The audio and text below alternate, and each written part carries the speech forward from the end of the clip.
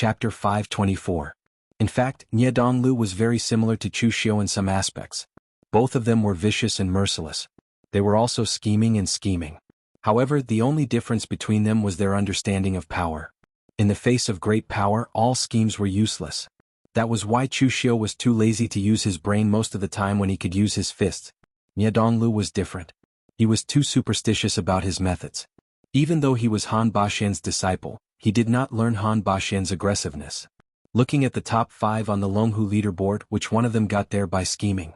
Even someone as stubborn as Zhong Xian could use his Akalanatha seal to destroy any scheme.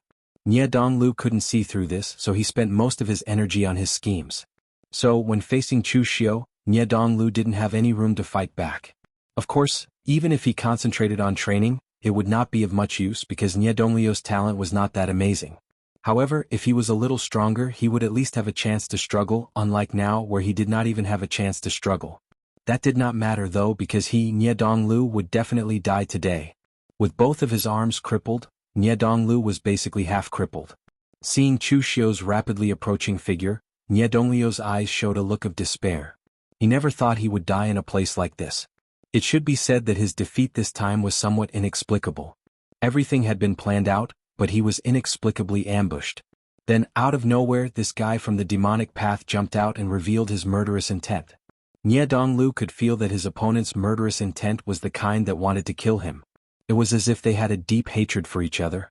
The problem was that Nie Donglu did not remember having any grudges with the person in front of him. Why was this person so determined to kill him? However, this was not the time to think about this. There was only one thought in Nie Donglu's mind, and that was to escape. But Nie Donglu's arms were crippled, and he had already ignited his blood essence. Even if he wanted to escape, where could he go? Nie Donglu's eyes were filled with despair as he watched the figure covered in demonic flames approach. Everyone present could see what was happening to Nie Donglu, but no one could offer him any help. Previously, the Morgue Manor Alliance had more people, but now, the number of people in the northern Fluttering Snow City and Chilean Village far exceeded the Morgue Manor Alliance. Moreover, Han Ba was being held back by Pang Hu. Even if he wanted to attack, he would not have the chance. When Nie Rinlong saw that Nie Donglu was in danger, his aura became completely berserk. He glared at Bai Hantian and said coldly, "Get out of my way." He only had one son, Nie Donglu. Nie Rinlong had spent a lot of effort on Nie Donglu. It could be said that Nie Donglu was not only his son, but also Nie Rinlong's future hope, the hope of inheriting the morgue. Now he had spent so much effort to scheme and lay a solid foundation for the morgue. Who was all this for? It was all for Nie Donglu. Now that Nie Donglu was dead, who would he leave everything to? Would he leave it to the other warriors in the morgue? The morgue could only belong to the Nie family. Bai Hantian narrowed his eyes at Nie Rinlong and said indifferently, "Manor Lord Nie, there is no need to be anxious. You and I have yet to determine a victor. This is a fight between the younger generation. Let them settle it themselves." Bai Hantian was actually happy to see Nie Donglu die, especially after seeing Bai Wuji lose to Nie Donglu. The major sects in Jianghu did not only look at the present, but also at the future, the victory of the next generation. I am not as good as you in this generation, but if I can cultivate an outstanding disciple in the next generation, that will be the time to decide the winner. Bai Wuji's strength and ability were not bad, but compared to Nie Donglu, he was much weaker. Therefore, Bai Hantian was also worried that the next Bai Wuji would not be able to defeat Nie Donglu when he took over the Fluttering Snow City. Now that Nie Donglu was dead, it was exactly what he wanted. "Get out of my way!" Nie Rinlong shouted angrily. The blood and qi in his body burned as he slammed his palm down, covering the sky and covering the sun. The universe reached the clouds and his hand picked up the stars. Endless qi of heaven and earth and the power of blood and qi condensed in it. The powerful force made by Hantian's expression change. Was this guy crazy? Why was he so desperate? He did not know that a hypocrite like Nie Rinlong was willing to sacrifice so much for his son. To burn his qi and qi so quickly, it was certain that his yuan qi would be greatly damaged. Nie Rinlong wanted to fight with his life, but Bai Hantian did not. Therefore, the moment Nie Rinlong attacked, Bai Hantian immediately formed a seal with his hands. Countless ice qi condensed around his body, like a mirror-like ice palace. It was densely packed and covered his body as he retreated. As the palm descended like a falling star, the powerful impact caused the ice mirrors in front of Bai Hantian to shatter one after another. His entire body was blasted away. However, at this time, Nie Rinlong did not follow up with another attack. Instead he went straight for Chu Xiu. Nie Rinlong controlled the universe with both hands, and two forces, one clear and one turbid, condensed around him. They stretched for hundreds of feet like two huge dragons snaking toward Chu Xiu. Chu Xiu frowned. This Nie Rinlong was really desperate for his son, Nie Donglu. Was he not afraid that he would not be able to save his son, and instead get himself into trouble? Bai Han Tian was also a good-for-nothing. As long as he dared to fight Nie Rinlong with all his might, he could wait until Chu Xiu killed Nie Donglu before launching a sneak attack from behind. Nie Rinlong would die without a doubt, and this battle could even completely destroy the morgue. Chu Xiu was definitely not bragging. He now had the strength to fight a martial Dao Grandmaster, or rather, the strength to cause harm to a martial Dao Grandmaster. It was a pity that Bai Han Tian was not a match for Nie Rinlong in a head-on battle, but a sneak attack from behind was not a problem. It was a pity that Bai Han Tian did not live up to expectations and wasted such a good opportunity.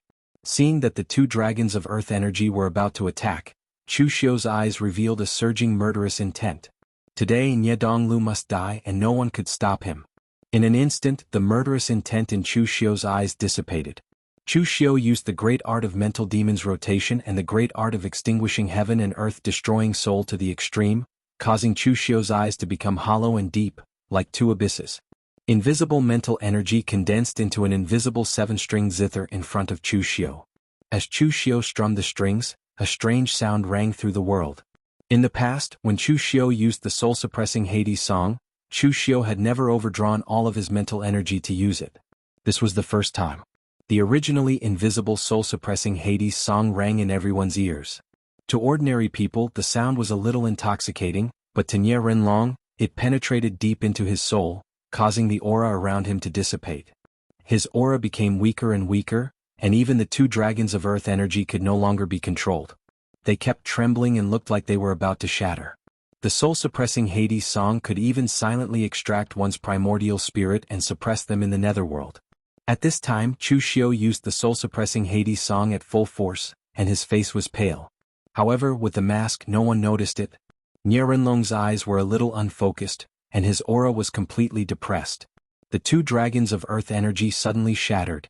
But at this time, Nie Rinlong suddenly spat out a mouthful of blood and let out a long cry, completely interrupting the soul-suppressing Hades song.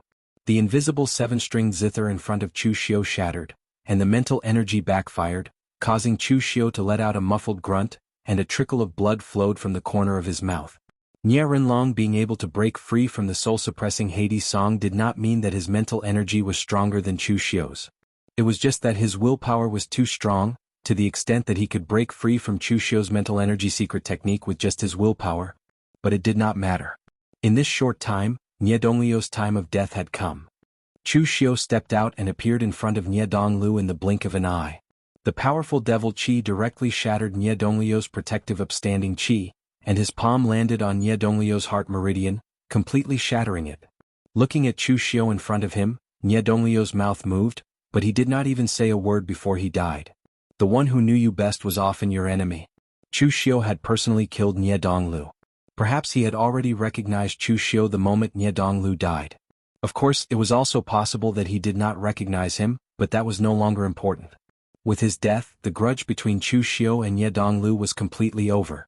If it wasn't for Chu Xiu, with Nie Donglio's considerable strength as well as his schemes, the morgue would have been even more glorious under Nie Donglio's leadership. But now the morgue didn't have a successor. So, the grudge between Chu Xiu and Nie Donglu was over, but the grudge between him and Nie Rinlong was not. At that moment, Nie Rinlong looked at Nie Donglio's corpse on the ground with a lifeless expression. His eyes were filled with disbelief. The son he had raised for more than 20 years had died here just like that? Just when he was ready to gradually transfer the power of the morgue to Nie Donglu had died here. Nie Rinlong absolutely could not accept this outcome. He had stepped into the martial world when he was young, and even the brothers who had gathered with him in the past had died because of his schemes. Why did Nie Rinlong do it? Perhaps it was because of the oath he had made when he was young and humiliated, to stand out from the crowd. With the current power of the morgue, Nie Rinlong's oath had been fulfilled, but he was still not satisfied. He had been born in the wilderness, but he did not want his bloodline to be born in the wilderness forever.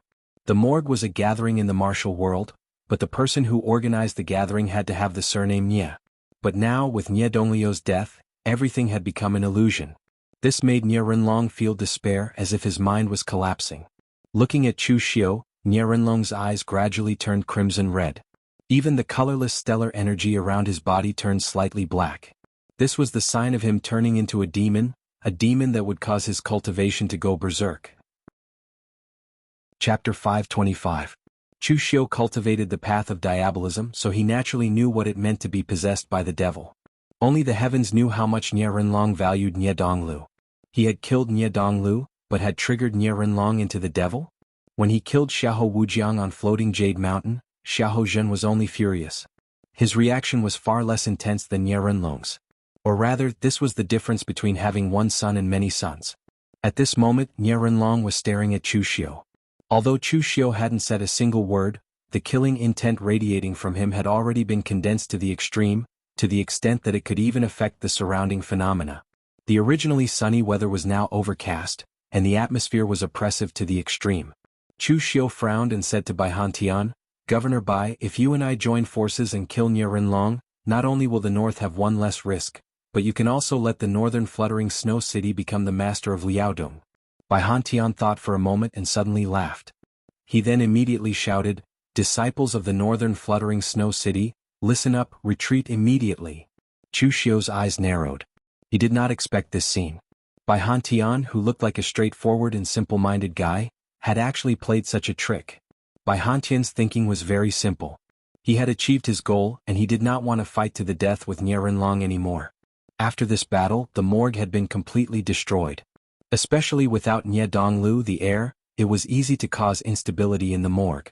Therefore, the morgue had been destroyed, and they were no longer qualified to challenge the northern fluttering snow city. If that was the case, why would he waste his effort to kill Nie Renlong? Moreover, to Bai Hantian, Qilian Stockade Village was not a good place either. After settling the issue at the Memorial Hall, if Qilian Stockade Village were to be destroyed again, it would be best if both sides suffered heavy losses. Hence, at this moment, Nie Renlong's heart demon had entered his body and he had already fallen into a berserk state of Qigong deviation. Bai Hantian could not wait for Nie Renlong to fight against this fellow from the Devil's Path and the Qilian Stockade until both sides suffer. Most importantly, Bai Hantian was afraid that if he killed Nie Renlong, it would affect the reputation of the northern fluttering snow city. Although Bai Hantian knew that Nie Renlong was a hypocrite, most people in Jianghu did not know. They still thought that Nie Renlong was the chivalrous villager Nie. Therefore, if Bai Hantian killed Nie Renlong, there would probably be many people in Jianghu who would curse him. Although it was not to the extent that Bai Hantian would lose a piece of flesh, it would not feel so good. At this time, in Jianghu, the Jianghu warriors had fallen into a fierce battle. Han Baxin was also enraged because his disciple had been killed, so he was suppressing Panghu. Yangbai City. Qi erupted. Ba. Yi Pang. Il Yang. Bai Wu. Bai Renlong's. Sensing Nie Renlong's murderous gaze, Chu Xiu knew that something was wrong. Demonic qi erupted from his body as he quickly retreated. Chu Xiu actually had some idea of how strong he was. When facing a weaker martial Dao grandmaster like Qiao Liandong, Chu Xiu still had some confidence to fight him to the death, but now facing a martial Dao grandmaster like Nie Renlong who was on the Fengyan list, fighting him head-on was simply courting death, especially when Nie Renlong was still in a state of rage. Seeing that Chu Xiu was escaping, Nie Renlong moved. Like a dragon, he leaped and appeared behind Chu Xiu. He held the universe in his hand and stirred the wind and clouds.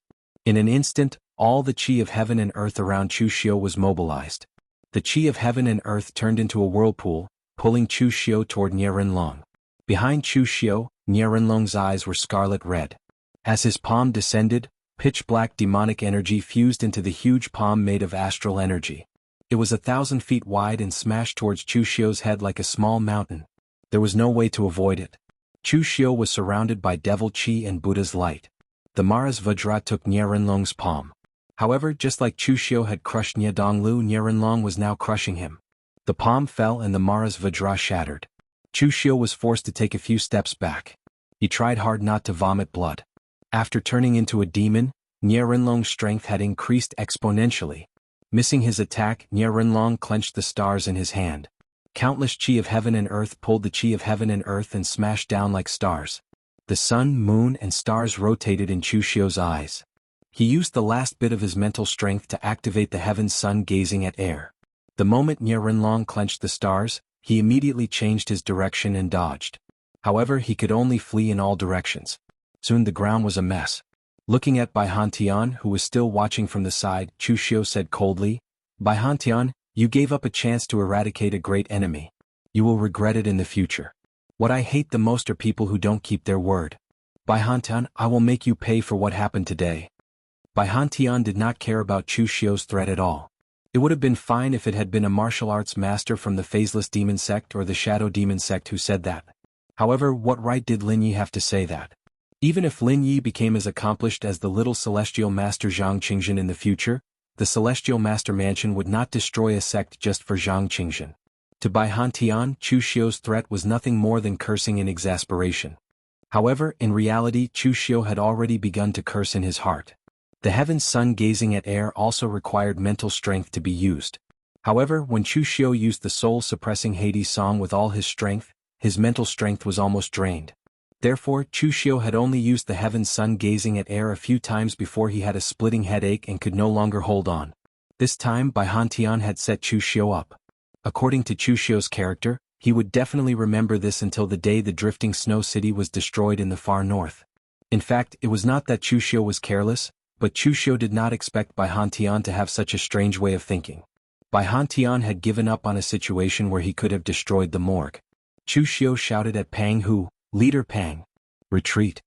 Pang Hu wanted to escape with the people of Qilian village, but Han Baxin said coldly, "You want to leave? You want to leave after killing my disciple? Leave something behind." Han Baxin's body shone with a dazzling golden light. He used his fists, palms and fingers. All kinds of martial arts techniques were at his fingertips.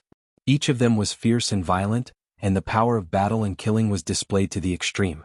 At this time, Nie Rinlong's body was surrounded by black devil qi. Although he had fallen into a state of qi deviation, Nie Rinlong had not yet suffered from the backlash. Instead, his strength had increased to a state that was even stronger than when he was at his peak. When the palm landed, it was as if Mount Tai was pressing down on him.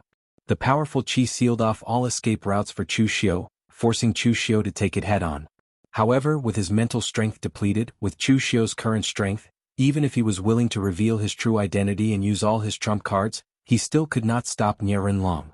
With a loud bang, the gang qi around Chu Xiu shattered and he was sent flying by Nie Rinlong.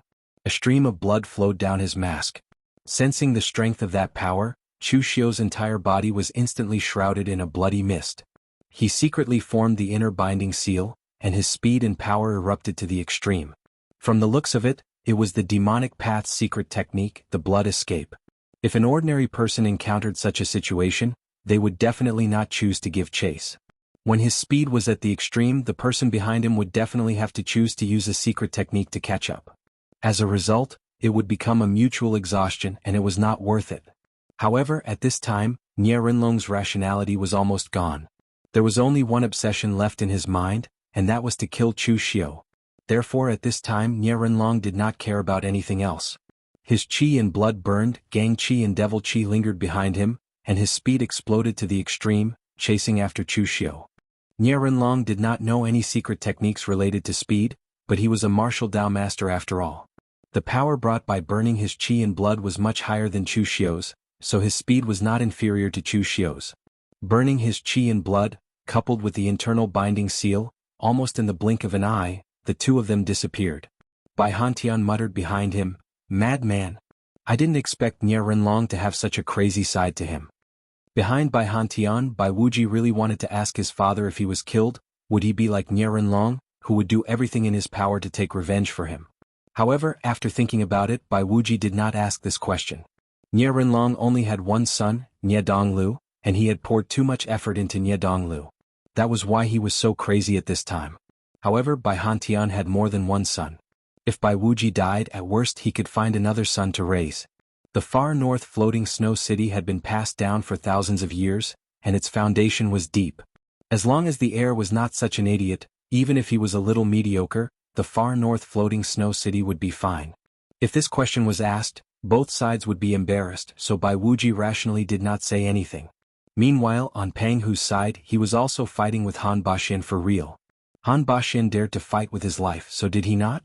Therefore Pang Hu also began to fight with his life on the line. Both sides fought fiercely for more than 10 moves, and it ended in a lose-lose situation. Although Han Baxin was angry that his disciple had been killed, he was not Nie Renlong after all. He was not willing to risk his life for Nie Donglu. Therefore, after he was injured, Han Baxin did not continue to fight and could only watch as Pang Hu left with his men. The rest of the martial artists from the Manor of Loyalty were perplexed. The young master was dead, and the Manor master had gone missing due to chi deviation. Where should they go?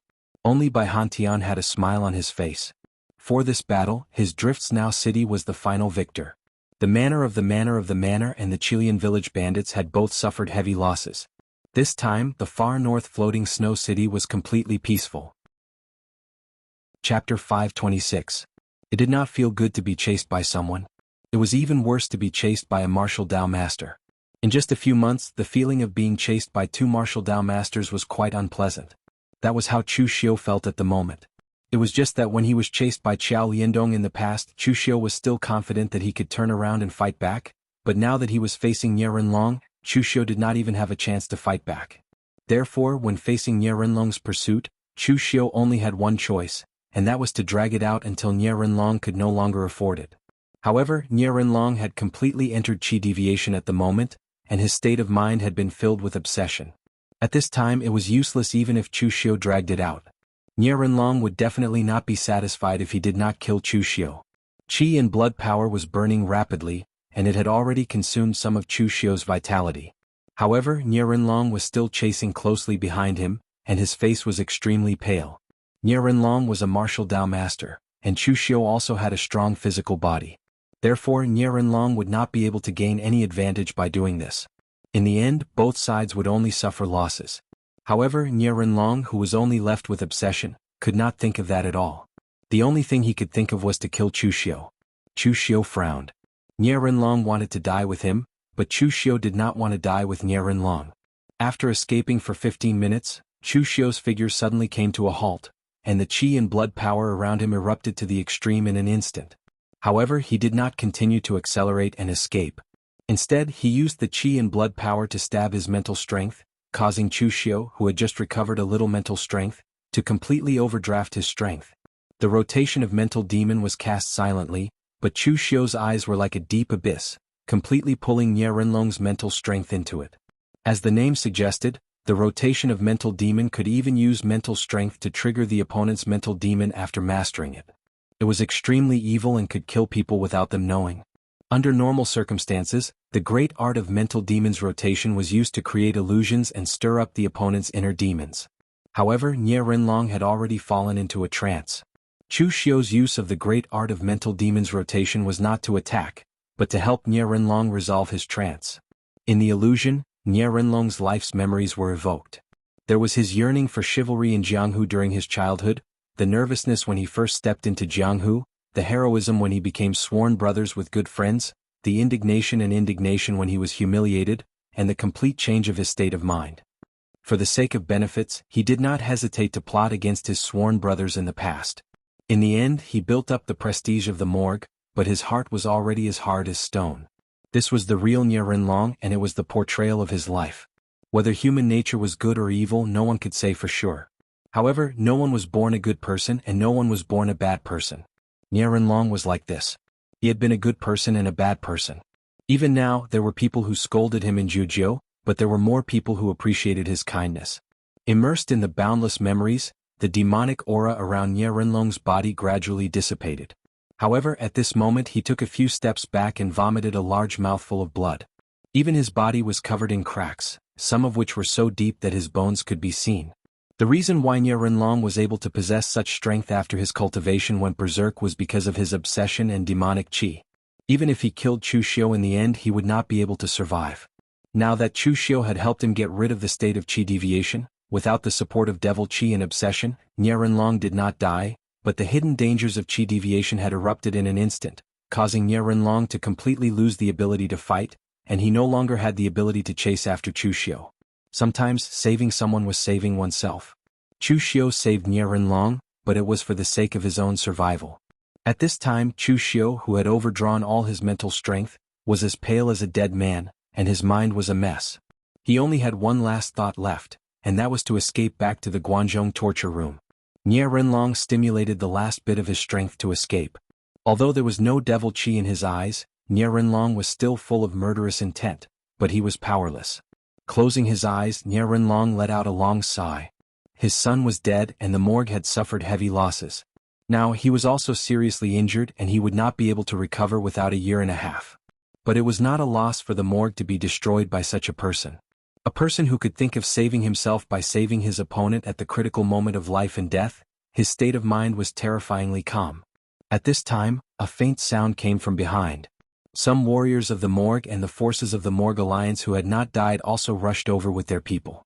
Although they did not know what to do before, after calming down, they could only search along the route that Nie Renlong used to chase after Chu Xiu. They did not expect to find Nie Renlong. However, when they saw Nie Renlong's injuries, they were shocked. "Manor Lord, are you okay?" Nie Renlong waved his hand and said in a tone without any emotion, "I'm fine. This time I lost and so did the Morgue Alliance. Let's go back to Yendong." Whether it was the people of the Morgue or the other forces in the Alliance, their faces became extremely ugly. It was not easy to get the territory of Liaodong Prefecture, but in the end they had to give it up in just a few days. Most importantly, they had suffered heavy losses this time. If they withdrew now, it could be said that they had suffered a great loss. But at this time, Nie Renlong suddenly said, "Send someone to Wine-Sweeping Building and ask them to help me release a message to the whole Jianghu to hunt down Lin Yi of the Yinma clan. If anyone can kill Lin Yi, I will worship him as my master and give up the position of the Manor Lord." As soon as he said that, everyone present was shocked. Has Nie Renlong gone mad? Although the mortuary manor was heavily damaged this time, Nie Renlong was not dead yet. There were also many warriors in the mortuary manor. Even if they lost some of their essence, they could recover in a few years. But now, Nie Renlong wanted to give up his position as the Manor Lord to kill a person. If he was not crazy, then what was? Nie Renlong said expressionlessly, "Do you all think I'm crazy? Let me tell you now, I'm not crazy. Now that Dong Lu is dead, who can I hand over the morgue to in the future? Whoever helps me to avenge my son will be the new Manor Lord of the morgue." Everyone present was silent. At this time they believed that what Nie Renlong said should be true. Because in the past, although Nie Renlong did not say it clearly, everyone knew that the morgue was hereditary. The position of the Manor Lord could only be surnamed Nie. The so-called training of talents and so on were actually to train Nie Dongliu's trusted subordinates. But now that Nie Donglu was dead, Nie Renlong's heart was dead. Using the position of Manor Lord to avenge his son's death was worth it to Nie Renlong. 3 days later, what happened in Liaodong Prefecture had spread throughout the Jianghu. Wind-Sweeping Building was very powerful. If there was a very important message, Wind-Sweeping Building could directly use the formation to transmit it to the whole Jianghu within 3 days. At this time, Nie Renlong hated Chu Xiu to the core. Of course, Wind-Sweeping Building was willing to pay a high price for Wind-Sweeping Building to transmit the message through the formation. Originally, the actions of the Morgue village did not cause any commotion even in northern Yan. After all, it was normal for a sect like the Morgue village to wage war and attack. It was just that the Morgue village had always been obsessed with fame, so they did not take any action. Now that the Morgue took action, no one would care as long as the target was not them. Therefore, whether it was the Imperial Court of the Northern Yan, the Divine Martial School of Southern Yan, or the Huangfu family of Western Yan, they did not have any reaction when they heard the news. But no one expected that the Morgue would fall into such a situation. The Morgue Alliance, which had a strong momentum, had completely collapsed. The Morgue was directly hit hard, and even Nie Renlong himself had been seriously injured. And Ye Donglu, a famous young hero in the whole Jianghu, had died in the hands of the diabolism, which made many people sigh. For a sect like the Morgue that rose from the wilderness, the thing they were most afraid of was the problem of the successor. Because their foundation was too weak, even if they rose because of one person, they could also be destroyed because of one person. Nie Dongliu's strength and means were considered to be the top figure among the young generation. With him inheriting the Morgue, people could already foresee that the Morgue would definitely be stronger than it was now, and its foundation would also be more stable.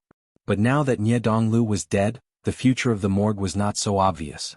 But what really caught people's attention was the condition that Nie Renlong had offered. Whoever killed Lin Yi could become the leader of the Morgue. That was the Morgue of the 6 gangs of Renhe, one of the top forces in the Jianghu. Although it was seriously injured this time, its strength was still there. When the news came out, it caused an uproar in the whole Jianghu, and the name Lin Yi was also known in the Jianghu. One could not help but admire Wind-Sweeping Tower's intelligence system. Almost all the information about Lin Ye's identity had been dug out by Wind-Sweeping Tower. Whether it was the matter of targeting the morgue or his performance in the battle between the righteous and Diabolism on Floating Jade Mountain, or even the things that Chu Xiu said and did as Lin Yi during the Diabolism Alliance meeting, all of them were exposed by Wind-Sweeping Tower. During the Diabolism Alliance meeting, there was Wei Shuya, a powerhouse in the true fire refinement realm. No matter how strong Wind-Sweeping Tower's anemophilia was, it could not find out what was going on. Therefore, Wind-Sweeping Tower could know the details of the situation. Obviously, there were spies from the righteous sects in the Bright Demon lineage or the Hidden Demon lineage who leaked the information. Spies and disguises were not unique to the Hidden Demon lineage. Chapter 527. Ever since the righteous and demonic battles on Floating Jade Mountain, the demonic Tao had shown signs of rising. However, the Yinma clan was still very low-key. This was the Yinma clan's strategy. They would let the moon-worshipping cult and the Bright Demon clan take the limelight. It was more important for the Yinma clan to keep a low profile and accumulate strength. However, as Lin Ye's identity spread throughout the Jianghu, the Yinma clan also gained a lot of limelight. Moreover, Wind-Sweeping Tower even placed Lin Ye's identity on the Longhu leaderboard. He was ranked 7th on the Longhu leaderboard, even above LV Fengxian and Yan Fian. The battle where Chu Xiu killed Nie Donglu did not actually add much to his achievements on the Longhu list. After all, Nie Donglu was already ranked outside the top 10. However, in the end, Chu Xiu was able to escape Nie Renlong's desperate pursuit and even seriously injure Nie Renlong. This was very shocking. Although Nie Renlong's injuries were mainly caused by his cultivation going berserk and his own backlash, to be able to escape in such a state and almost exhaust Nie Renlong to death, it was reasonable for Wind-Sweeping Tower to rank him 7th on the Dragon and Tiger leaderboard. In fact, there were not many demonic Dao elites on the Longhu list. This was also the result of Wind-Sweeping Tower's deliberate suppression. For example, Yi Tianxia from the Evil Pole sect had refined the Blood Dragon's Niden and cultivated the Blood Dragon Heart Sutra as a human. Wind-Sweeping Tower should be able to easily calculate that even if Yi Tianxia was not in the top 5 on the Longhu list, he could at least be in the top 10. However, Wind-Sweeping Tower turned a blind eye to this. There was also the moon-worshipping cult's Holy Maiden. Although she did not have the experience of fighting alone during the righteous and demonic Dao battles on Floating Jade Mountain, her goo insects had caused many casualties. Moreover, none of the moon-worshipping cult's Holy Maidens were simple people. Wind-Sweeping Tower knew all these things, but they did not rank them on the Longhu list. This was not because Wind-Sweeping Tower was unfair, but because of the situation. Currently, the righteous Dao was very powerful. If all the people on the Longhu list were demonic Dao demons, what would that look like? Therefore, some deliberate suppression was unavoidable. However, with everything that Chu Xiu had done as Lin Yi, coupled with the fact that Nie Renlong had already announced the bounty to the entire pugilistic world, it would be inexcusable if a demon Dao elite like him, whose life was worth the position of the Manor Master, was still unable to enter the Longhu leaderboard. However, at this moment, Chu Xiu was unaware of all of this. At this moment, he was hiding within a barren mountain in the south of Swallow Mountain to recover from his injuries. After exchanging 2 moves with Nie Renlong, Chu Xiu was only slightly injured. It could only be regarded as a minor injury. He would be fine after a few days of recuperation. The real problem with Chu Xiu was the consumption of his spiritual power. Under the premise that his spiritual power was almost depleted, Chu Xiu had overdrawn his spiritual power to use the mental demon rotation technique. This was simply adding insult to injury to Chu Xiu's spiritual power.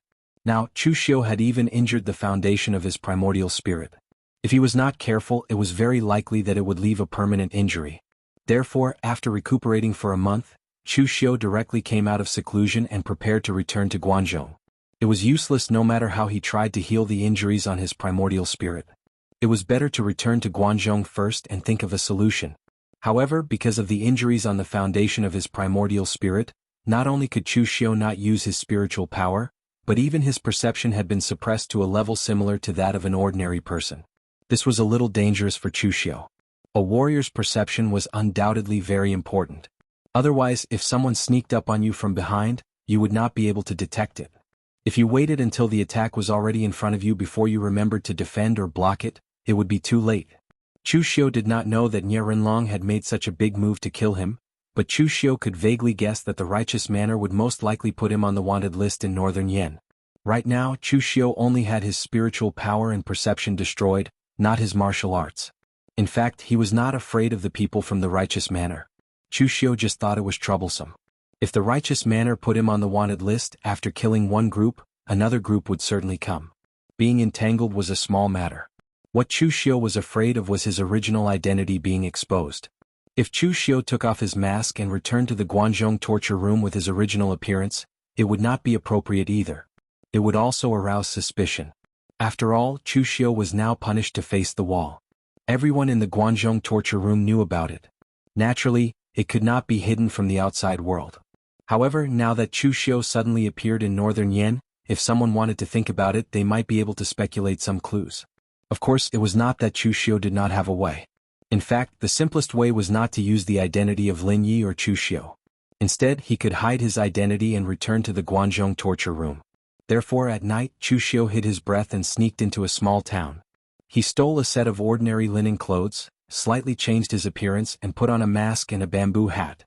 He randomly found an ordinary long sword and carried it on his back. Although it was a little strange, it did not attract attention. After all, there were all kinds of people in Jianghu. Some people might hide their appearance because of their strange appearance or because they were disfigured in a fight. This was also a very normal thing. After dressing up like this, Chushio finally started his journey openly, ready to return to Guanzhong. At this time in the morgue manor, Nie Renlong's face was pale, and his breath was extremely low. However, he did not go into closed-door training to heal his wounds. Instead, he stared at an old man in Taoist robes in front of him and said in a hoarse voice, "Master Yuanji, can you really not calculate the whereabouts of that devil?" The old man in Taoist robes in front of him was a famous fortune-teller in northern Yen, the independent cultivator Yuanji. His nickname was 3 days without missing. It was said that Yuanji was a fortune-teller who could calculate everything that had happened in 3 days without missing anything, so he got such a nickname. At this moment, Yuanji said with a bitter expression, "Villa Lord Nye, you want this old Taoist to calculate a person's whereabouts out of thin air? This is simply impossible. Those who know everything under the heavens with a pinch of their fingers are immortals, not fortune-tellers. Moreover, the person you want to calculate is a great expert in the oneness of heaven and man realm. When a warrior reaches the oneness of heaven and man realm, he can borrow a trace of the power of heaven and earth. Although it is only a trace, it also means that he has a trace of power that is in harmony with heaven and earth. Calculating a warrior in this realm is like calculating the heaven and earth. The difficulty is more than 100 times that of a warrior in the Five Chi's origin realm. Also, I heard that Lin Ye's mental strength is extremely powerful. Even you have fallen into his trap. As a fortune-teller of my generation, we are most afraid of encountering martial artists with powerful mental strength. If we are not careful, not to mention divining the other party's information, we might even suffer a backlash. Since Lin Yi can make you suffer in terms of mental strength, I'm afraid the difficulty of divining him is no less than divining a martial Dao master. I really can't do it."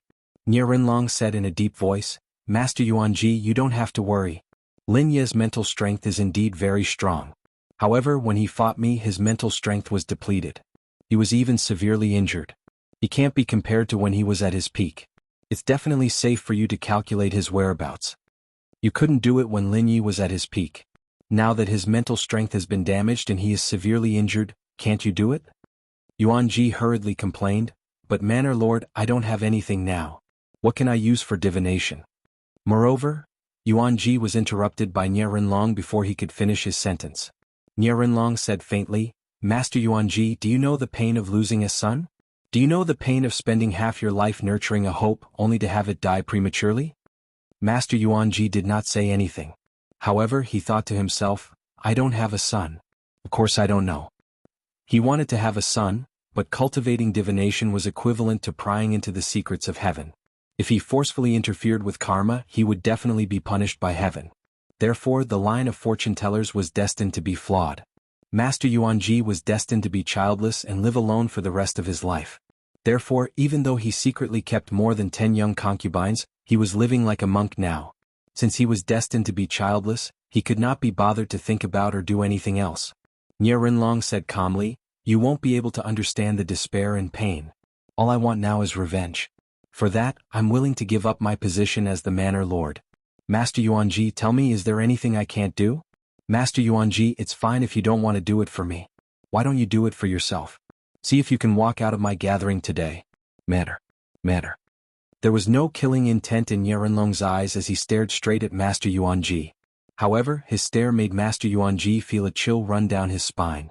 It was only at this moment that Master Yuanji realized that the person before him was no longer the amiable and courteous village master Nya of the Morgue village.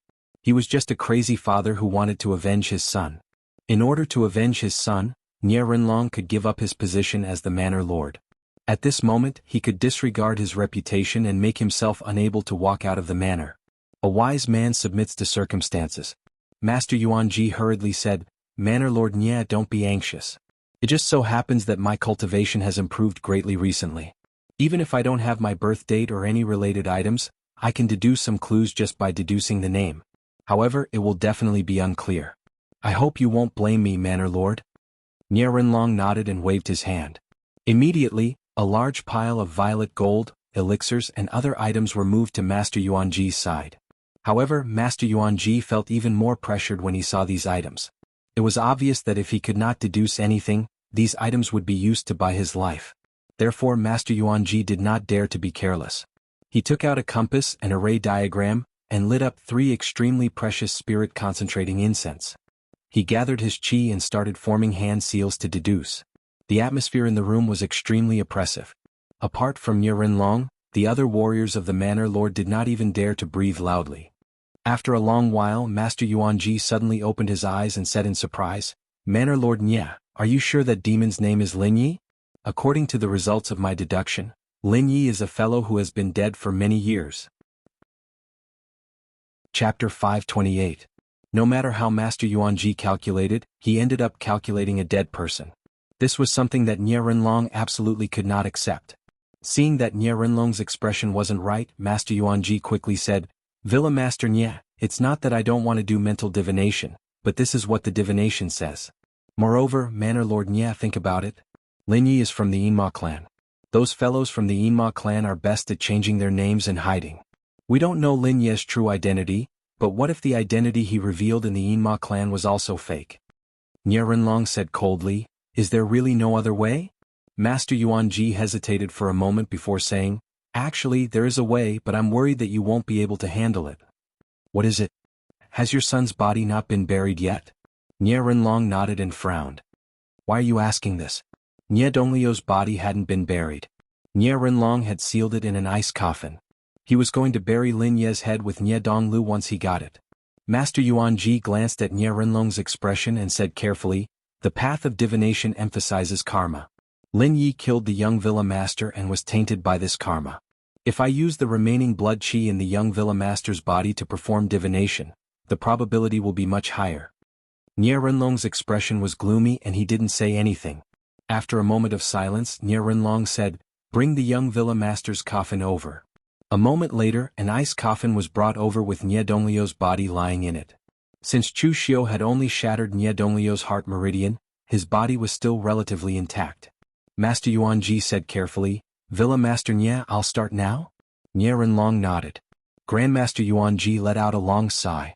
He took out a golden brush, dipped it in gold powder and drew strange runes on Nye Donglio's corpse. Finally, he formed a seal with both hands and the golden runes trembled. There seemed to be the sound of blood flowing within Nye Donglio's frozen corpse. It was a very strange sight.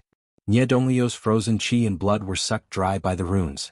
Nye Renlong's face contorted, but he didn't say a word. The golden runes shone brightly, and Grandmaster Yuanji's hands were also trembling non-stop. His hand seals flew up, but all of a sudden Grandmaster Yuanji's face turned pale, and his entire body started twitching. It was as if he was dancing. Nye Renlong frowned. Wasn't this Grandmaster Yuanji an orthodox Taoist fortune-teller? How could he even know the shaman sorcerer's trick of the Northern Plains barbarian tribe? However, before Nye Renlong could ask, Master Yuanji suddenly spat out a mouthful of blood. His face was as pale as a sheet as he muttered, "Impossible. Impossible. Absolutely impossible." Nye Renlong looked at Master Yuanji, who seemed to be possessed, and shouted, "What's going on? Did you manage to calculate Lin Ye's whereabouts?" Grandmaster Yuanji seemed to wake up from Nye Renlong's angry shout. He revealed a strange expression that looked like he was crying and laughing at the same time. "The young master's corpse is closely related to Lin Ye's karma, and I've already deduced his whereabouts. However, because there was still some qi and blood left, I wanted to deduce Lin Ye's true identity. In the end, I saw something I shouldn't have. Nie Renlong frowned and asked, "What did you see?" Grandmaster Yuanji still had a look of disbelief on his face as he said, "I saw someone who shouldn't have existed. Previously, I deduced that Lin Yi had been dead for several years based on his name.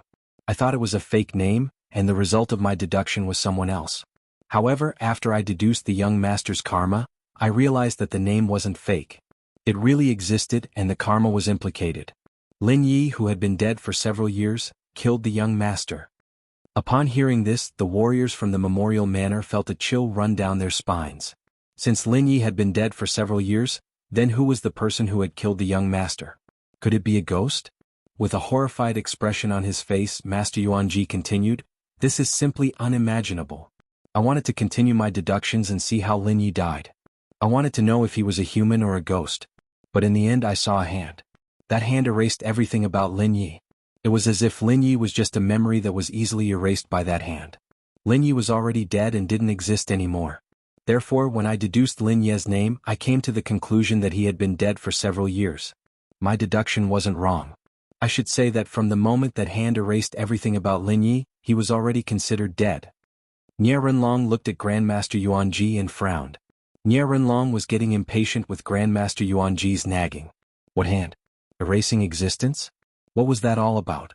This bunch of fortune-tellers played such mysterious tricks with others, yet they dared to play the same trick with him?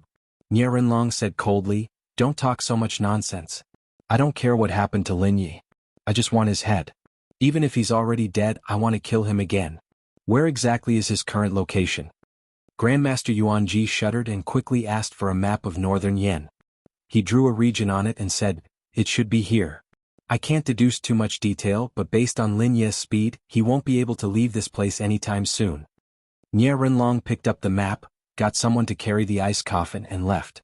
Grandmaster Yuanji heaved a sigh of relief and sat on the ground, sweat dripping down his forehead. Grandmaster Yuanji wiped the blood from the corner of his mouth and looked at the treasures that Nie Renlong had given him. A smile that was uglier than crying appeared on Grandmaster Yuanji's face. He had suffered a huge loss this time. That mouthful of blood just now cost Grandmaster Yuanji a full 10 years of his lifespan. Only the heavens knew what secrets Lin Yi had, and what kind of terrifying existence the hand that could erase a person's traces was.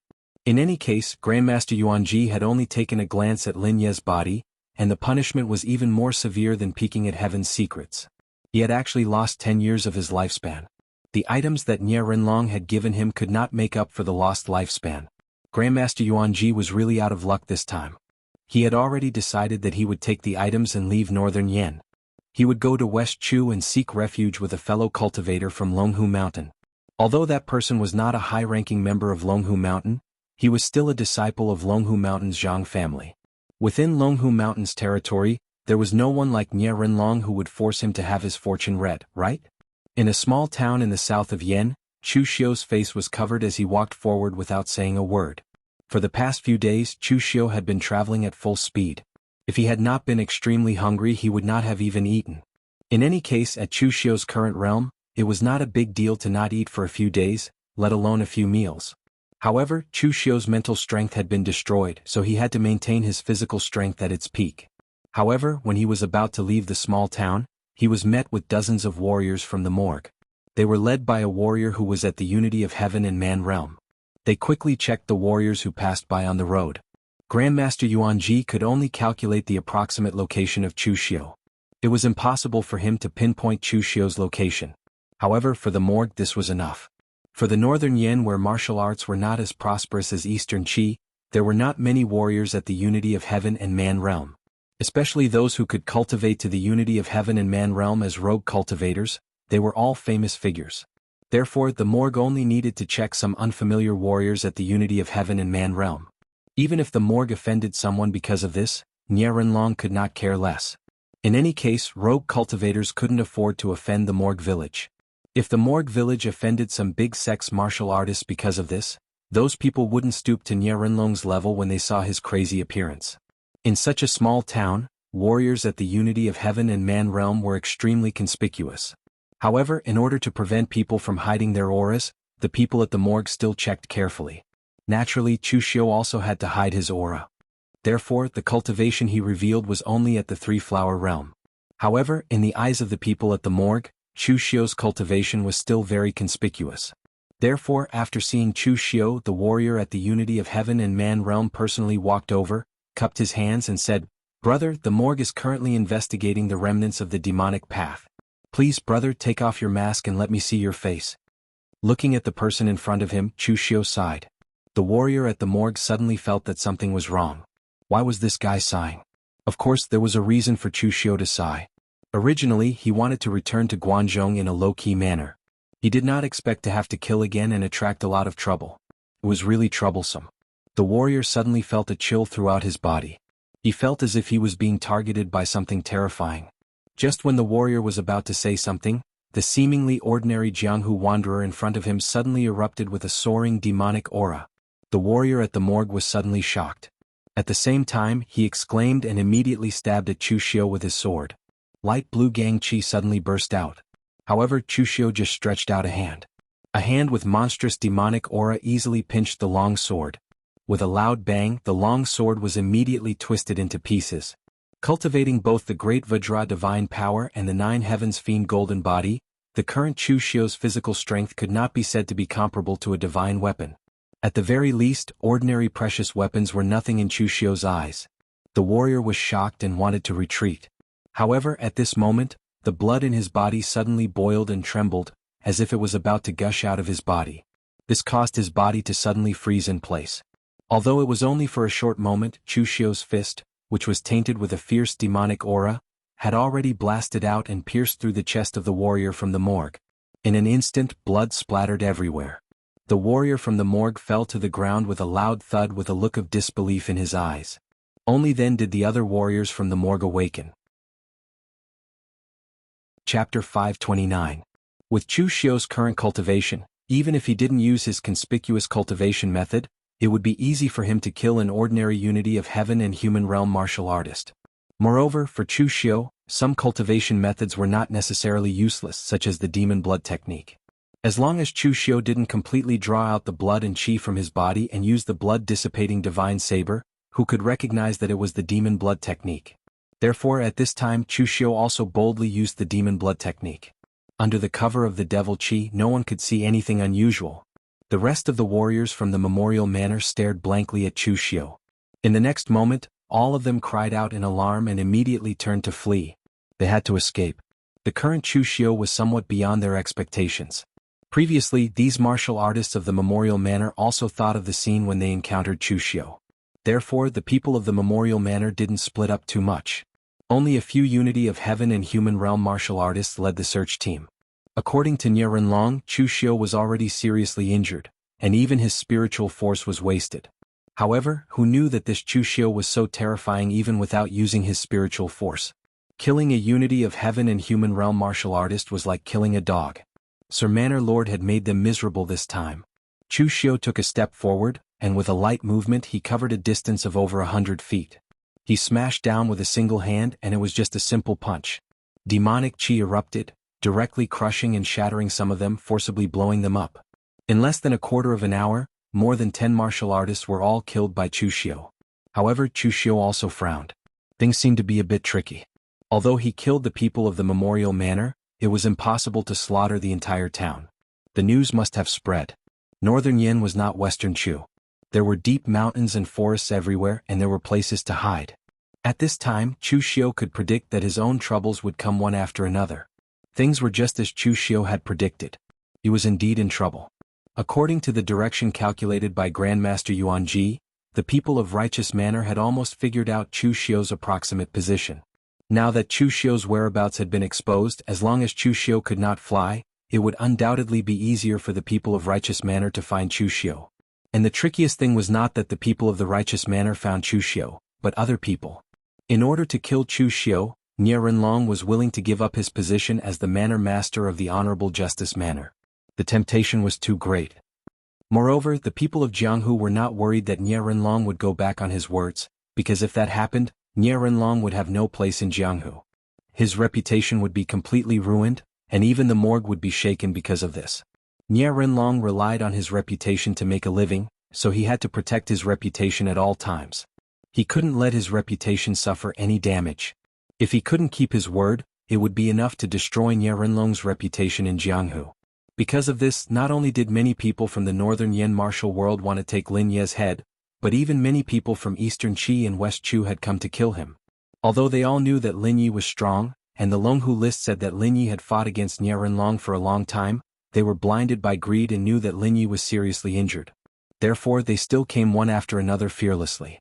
On a small road in South Yan's Plain Prefecture, Chu Xiu hid his aura to the extreme and walked in a low profile. He didn't even dare to use his earth energy too ostentatiously, afraid that others would notice something. His mental strength was crippled, and his senses were suppressed to the level of an ordinary person. This was very annoying because Chu Xiu didn't know how many eyes were watching him in the dark. He didn't even know if he had been exposed or not. This feeling of not being in his control made him very uncomfortable. At this moment, Chu Xiu's body suddenly stopped, and he looked to the side. It wasn't because Chu Xiu heard something, but because there was no movement in that direction. It was frighteningly quiet. This was only a small road, so there were some messy shrubs and other things around. Usually there would be some sparrows, insects and snakes making some sounds, but now it was completely silent. As if he had seen Chu Xiu's gaze, a loud shout came from that direction. Kill? As the word kill was uttered, dozens of cultivators rushed out. They brandished their weapons and slashed at Chu Xiu with resplendent astral energy. Their might was extraordinary.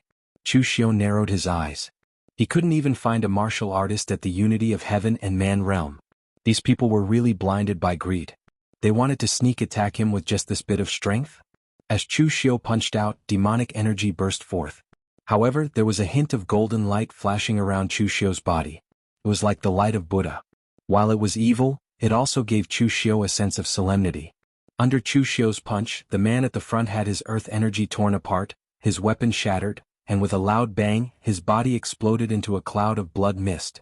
This was a true explosion. In an instant, more than 100 feet in radius was covered by an evil crimson mist. Chu Xiu's power might have awakened their hearts that were blinded by greed. Some people finally revealed a look of horror in their eyes, but it was too late. Chu Xiu was like a primordial beast as he crushed everything in his path. Moments later, all that was left on the path was a pile of horrifying broken limbs and minced meat. Chu Xiu then left expressionlessly. There were many ways to kill people, some beautiful and some not. In fact, Chu Xiu's way of killing people could be more beautiful. There was no need to make it look like a scene of dismembered corpses like this. However, he also wanted to shock the latecomers and let those idiots see clearly. Without strength, don't think about those trivial things. Otherwise you only have one life. Don't blame me for being cruel if you die without a whole body. After an hour after Chu Xiu left, dozens of people came to the path. However, the strength of these dozens of people was much higher than those before. Among them, there were several martial artists at the unity of heaven and man realm. Seeing the horrible scene on the path, the expressions of those dozens of people changed slightly. A middle-aged man in a Taoist robe snorted coldly and said, "That devil Lin Yi is really cruel and merciless. These people acted too hastily and attacked before we arrived. As a result, they were killed by that devil." This middle-aged man in a Taoist robe was immortal Miao Xian, the temple master of the Miaoyu Temple in the south of Yan River. There were several beautiful Taoist nuns behind him. His Miaoyu Temple had a good reputation in the south of Yan River. However, he was not an orthodox Taoist. He practiced the Tao of dual cultivation, which was rare in Taoism. He was the only man in the entire temple. The others were his female disciples. It could be said that they were his Tao of dual cultivation. A handsome young master in his 30s, dressed in embroidered clothes, and holding a folding fan in his hand said in a deep voice, "Everyone, you've all seen Lin Ye's methods. This demon is worthy of being able to help the survivors of the 36 great bandits of the northern region turn the tables. He's even an existence that almost caused Villa Master Nye to perish together with him. He's extremely difficult to deal with. At this time we must work together to kill Lin Yi. Don't worry. As long as we kill Lin Yi, when I become the Villa Lord of the Morgue Village, all of you will be the heroes of this battle. I will share the Morgue Village with all of you." This young man was actually more than 50 years old. He was not much younger than Ye Renlong. His name was Chui Lu and he was quite famous in the south of Yan River. He was nicknamed Playboy. When he was young, he was one of the rare young talents in the south of Yan River. Although he was a rogue cultivator, his talent was not weak. It was said that he was fated to meet a princess of the northern Yan and almost became the emperor's son-in-law of the northern Yan. However, for some reason the matter was left unsettled. Chui Lu had been hanging around in the south of Yen River. However, he had a wide circle of friends and made many good friends in the south of Yen River. Although Chui Lu was a rogue cultivator in the first half of his life, he lived a carefree life. Now he was no longer young, and even his carefully preserved appearance had a trace of old age. This made Chui Lu feel a sense of crisis. He probably couldn't continue living like this, and it was time to find a way out for himself and his descendants. This time he heard that Lin Yi was wanted by Nie Rinlong. He was even willing to give up the position of the leader of Lin Yi. This made Chui Lu very tempted. Therefore he made use of the connections he had made over the years and prepared to join forces to kill Lin Yi and become the owner of the morgue. The people present were all rogue cultivators.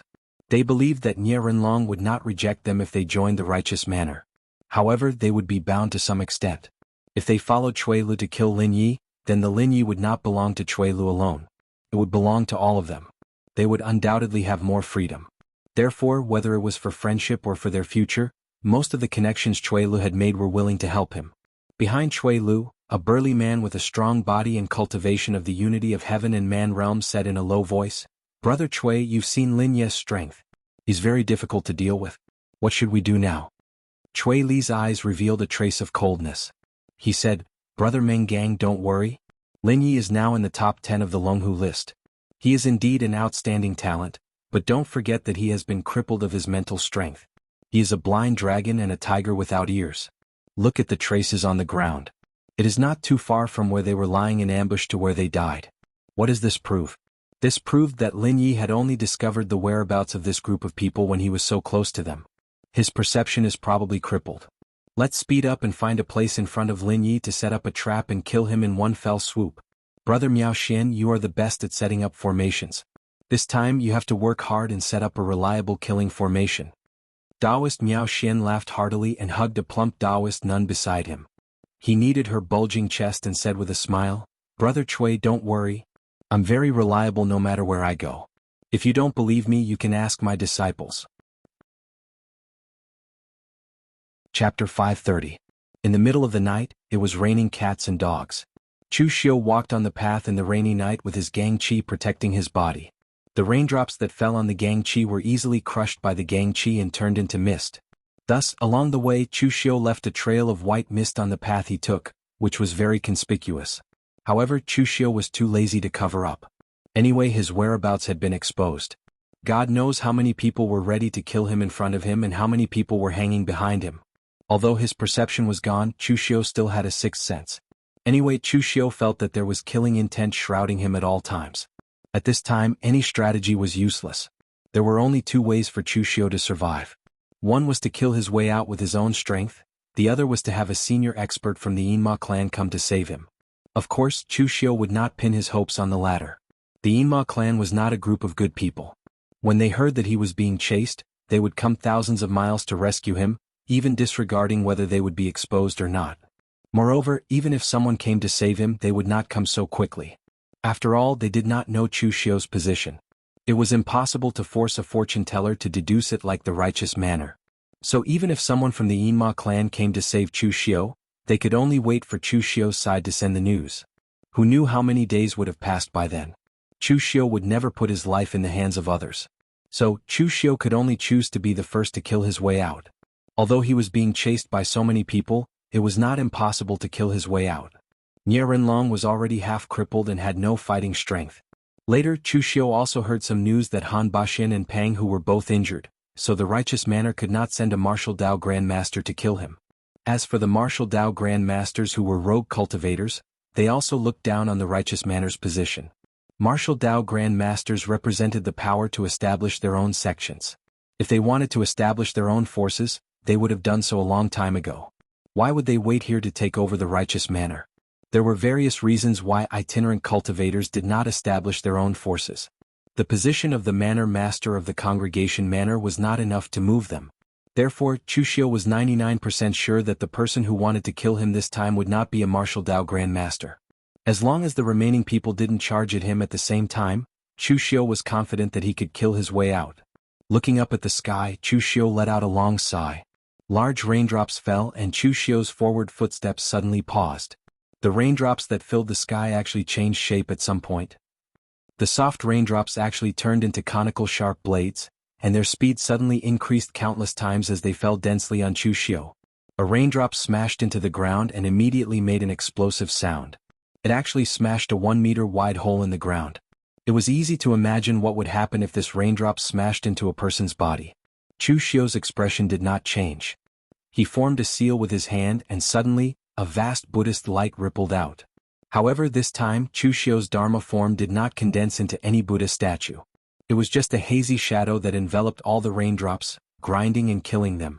Great King Kong Divine Force, all rivers flow into the sea. It had to be said that once the Great King Kong Divine Force condensed into one's own Dharma form, it could be said to be ever-changing, and the results would be different for everyone. Although Chushio had not truly condensed his own Dharma form, Chushio could temporarily borrow the Dharma forms of the predecessors to deal with most situations. In the future, if Chushio could really cultivate the Great King Kong Divine Force to the state where he could condense his Dharma form, he would probably not be any weaker than the predecessors. The endless raindrops were ground by the all rivers flow into the sea, and at this time the ground under Chushio's feet also began to change.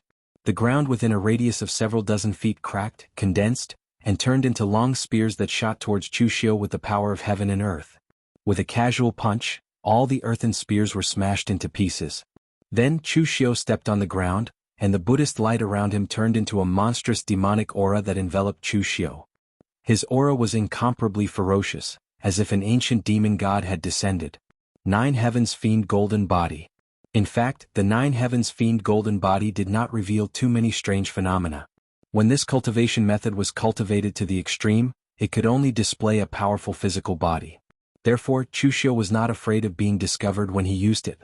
Most importantly, apart from Lu Fengxian and his 4 subordinates, no one in the Jianghu knew what the 9 Heavens Fiend Golden Body looked like. Even the level of the cultivation method was calculated by them. At this time, Chushio had cultivated both the Great King Kong Divine Force and the 9 Heavens Fiend Golden Body at the same time. The strength of his physical body had even reached the level of a martial arts grandmaster like Nie Rinlong. As Chushio stepped on the ground, there was a sudden loud rumble and the ground began to crack. Chushio took 9 steps in succession, and the ground within a radius of several dozen feet was already a mess. The formation on the ground shone brilliantly, but it exploded one after another, and finally dissipated with a loud bang. In the dark forest of the rainy night, Chui Lu and dozens of martial artists walked out. Chui Lu, who was in the lead, said with some dissatisfaction, "Dao brother Miao Xian, is this how you fool me? This is the annihilation of heaven and earth annihilation formation you mentioned? Was it so easily broken by the opponent? Did you take out the array formation that you have up your sleeve?" Dao Master Miao Xian explained, "This is already the strongest formation in my Miaoyu temple. How can I hide it at this time? Brother Chui, didn't you say that Lin Ye's perception has been destroyed? How was he able to detect my surprise attack from the formation?" Chui Li's face was gloomy, but he didn't say anything. "You ask me, but who do I ask?" However, it was obvious that the first step of their ambush had failed. They originally wanted to rely on the formation to trap and kill Chushio first. At the very least, they wanted to seriously injure him. In the end, Chushio was not injured at all, and he easily broke down Master Miao Xian's formation. This was clearly not in line with their plan.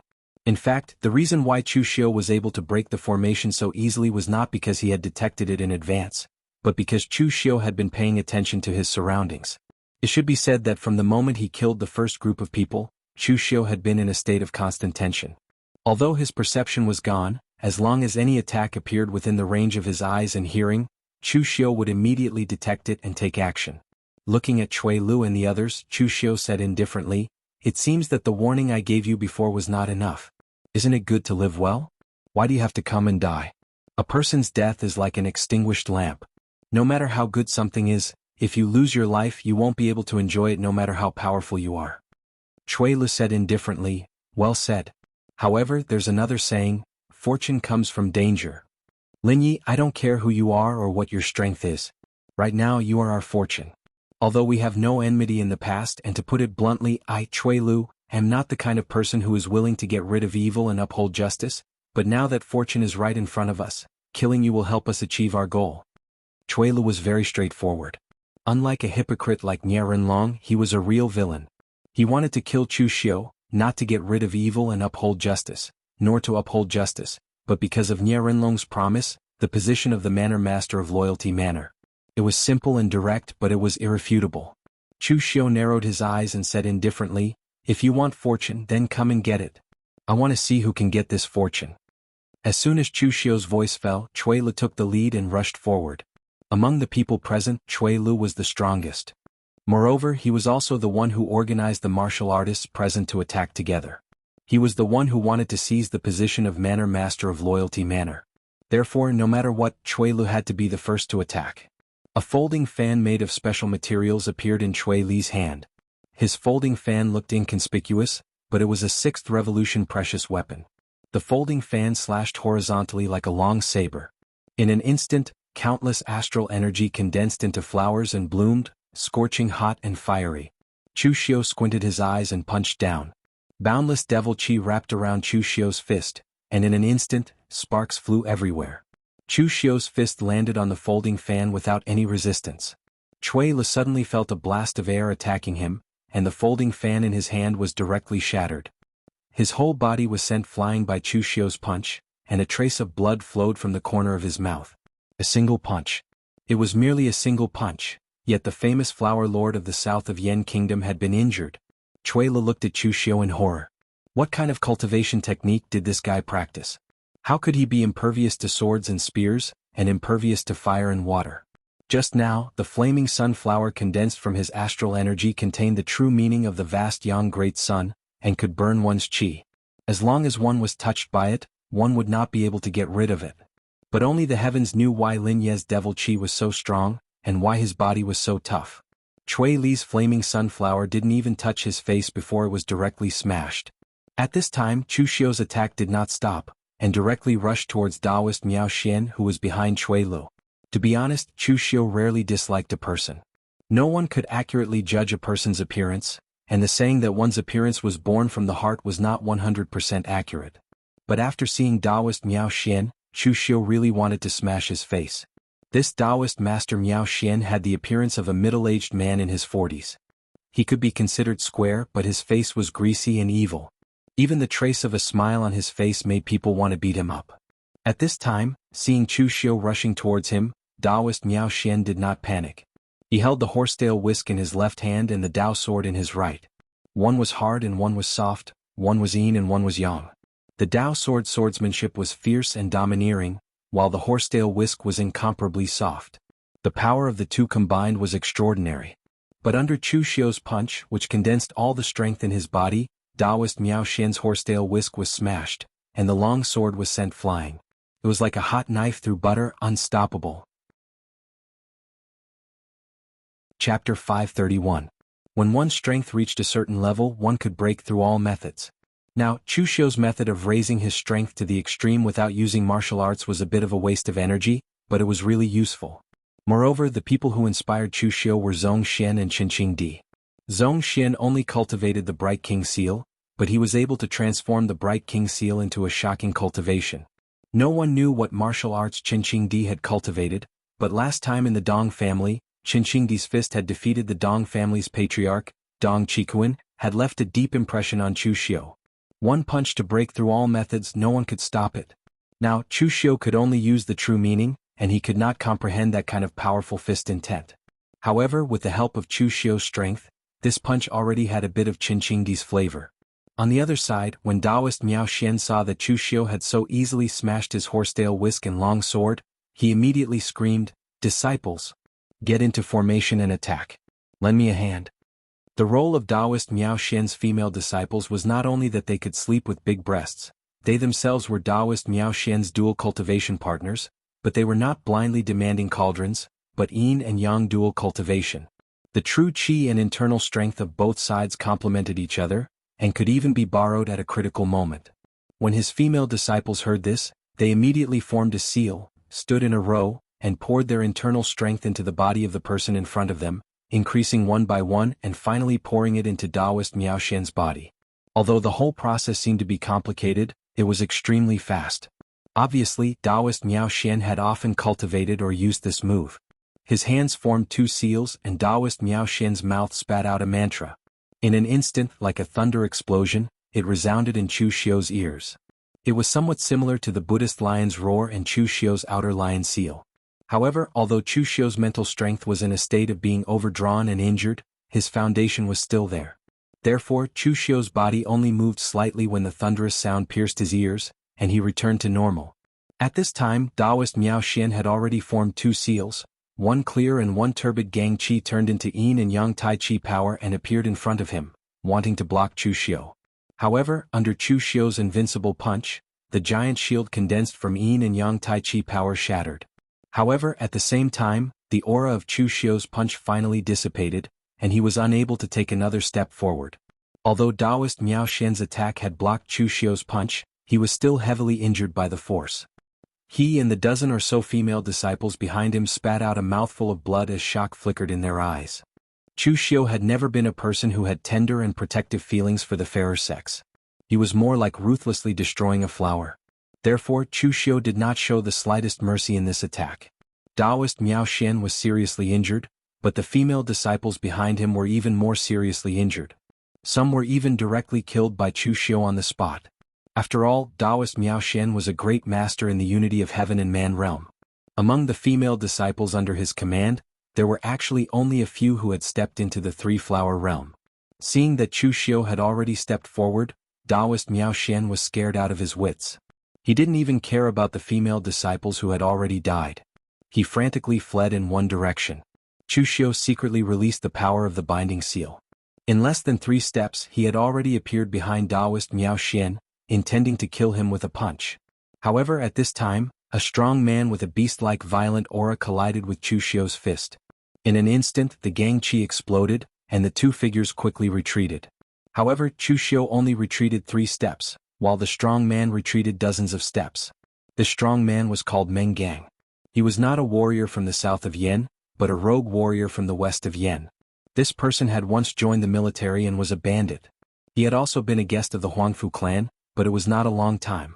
Because of his bad temper, it was easy for him to offend people. Therefore, he usually did not stay in any place for long before he offended the people around him. In the end, he could only helplessly leave. Cui Lu was one of the few people who could tolerate his bad temper, so the two naturally became good friends.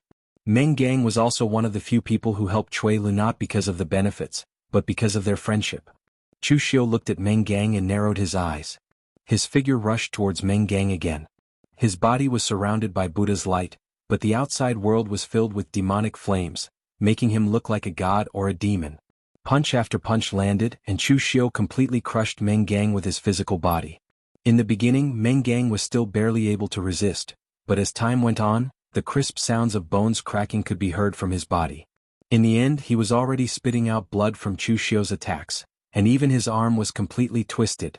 At this time, Cui Lu, who had recovered, shouted, "Everyone attack together." As his voice fell, Cui Lu stretched out his hand. His slender fingers moved continuously, and an ice flower bloomed. It was only the size of a palm, but there was no trace of Gang Qi in it. It was as if it was completely born in this world. But in the blink of an eye, the ice flower appeared above Chu Xiu's head and exploded. Thousands of cold needles shot out, straight towards Chu Xiu. Boundless devil flames rose up, and before those ice needles could even touch Chu Xiu's body, they were melted by the devil flames. However, after the ice needles melted, they turned into a cold mist that permeated every nook and cranny. It actually froze everything around Chu Xiu, making him feel as if he was in the middle of winter. Even Chu Xiu's true qi felt a little sluggish. At this time, the other martial artists also rushed over. Taoist Miao Xian, who was scared by Chu Xiu and fled frantically, also waved his hands, and his Gang Qi evolved into a yin and yang formation plate, smashing towards Chu Xiu.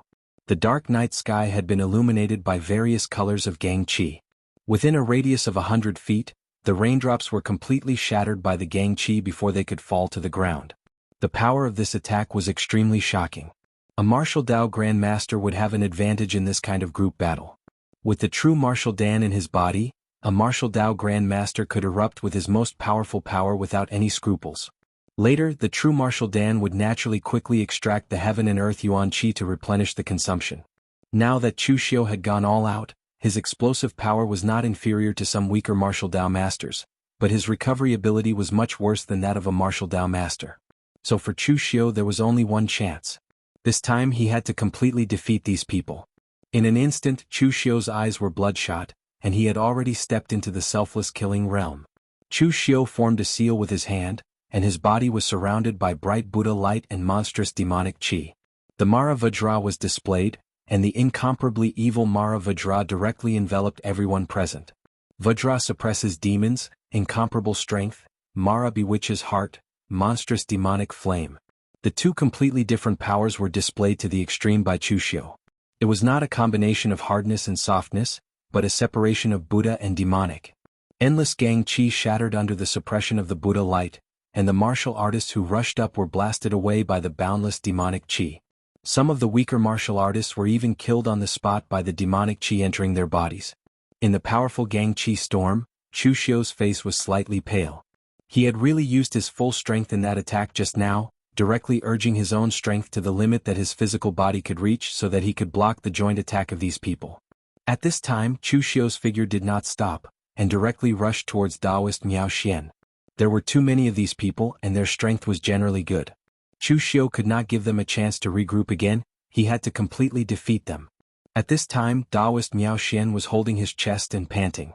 In fact, in that attack just now, apart from the consumption of true qi, Taoist Miao Xian did not suffer any serious injuries. Among these people, Taoist Miao Xian was famous for being extremely cunning. Just now, when he saw that something was wrong, he immediately changed from offensive to defensive, so he was not injured at this time. However, seeing that Chu Xiu actually went straight for him, Taoist Miao Xian was so angry that he wanted to curse. Among these people present, the strongest was Cui Lu, and Cui Lu was also the organizer. If Lin Yi wanted to kill someone, he should kill Cui Lu first. Why was he staring at him? If Taoist Miao Xian knew that it was because of his appearance that attracted more hatred, he probably would not even have the mood to curse.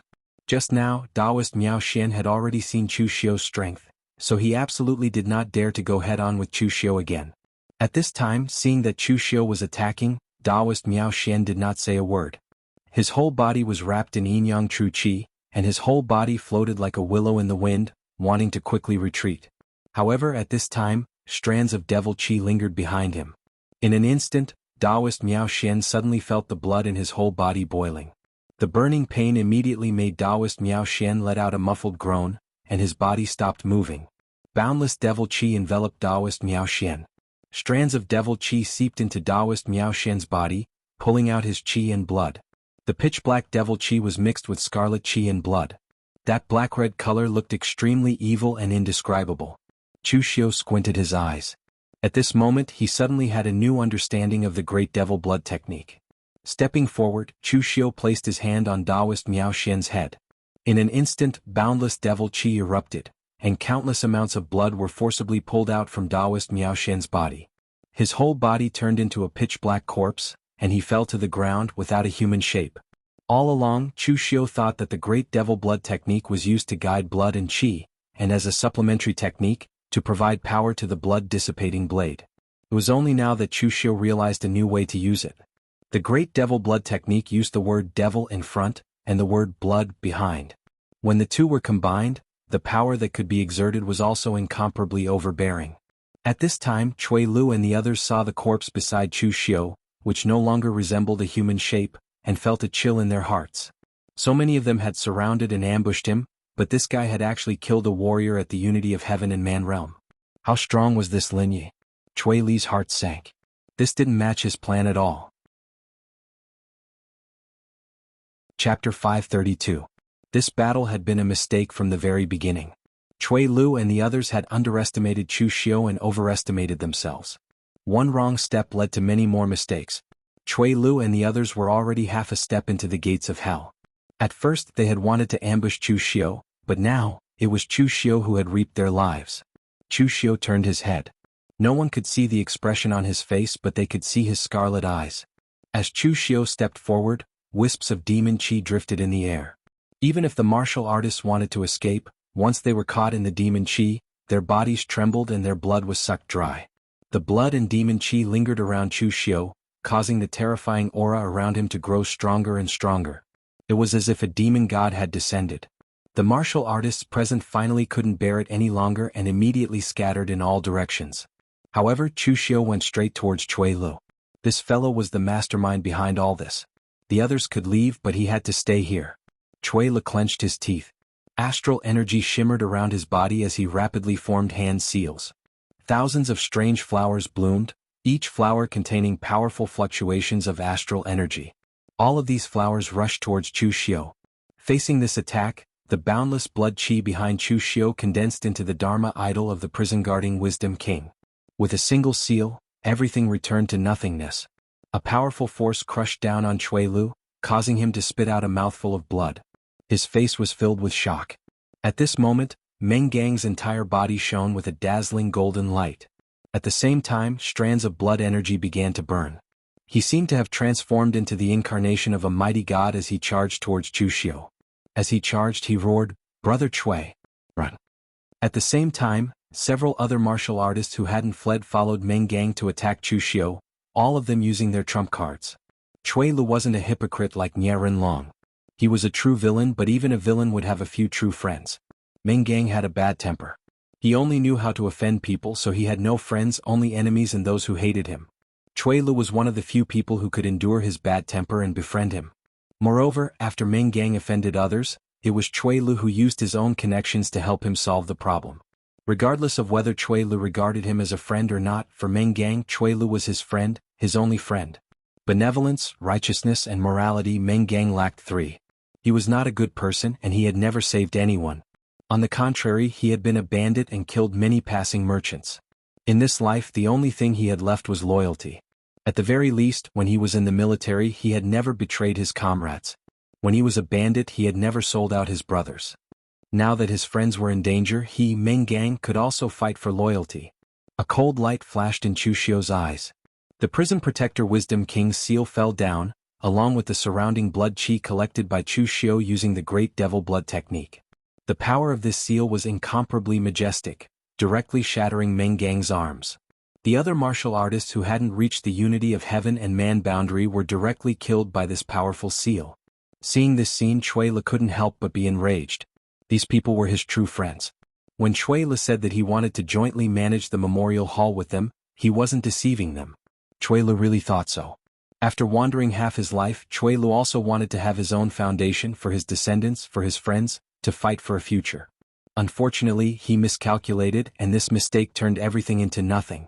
With Meng Gang blocking in front of him, he could escape and there was a certain chance that he could escape. But Chui Lu still didn't take this last step. Instead, he roared angrily and directly inserted his hand into his heart. In an instant, a large amount of blood flowed out. The blood flowed to the ground, but it evolved into a strange blood-red giant flower.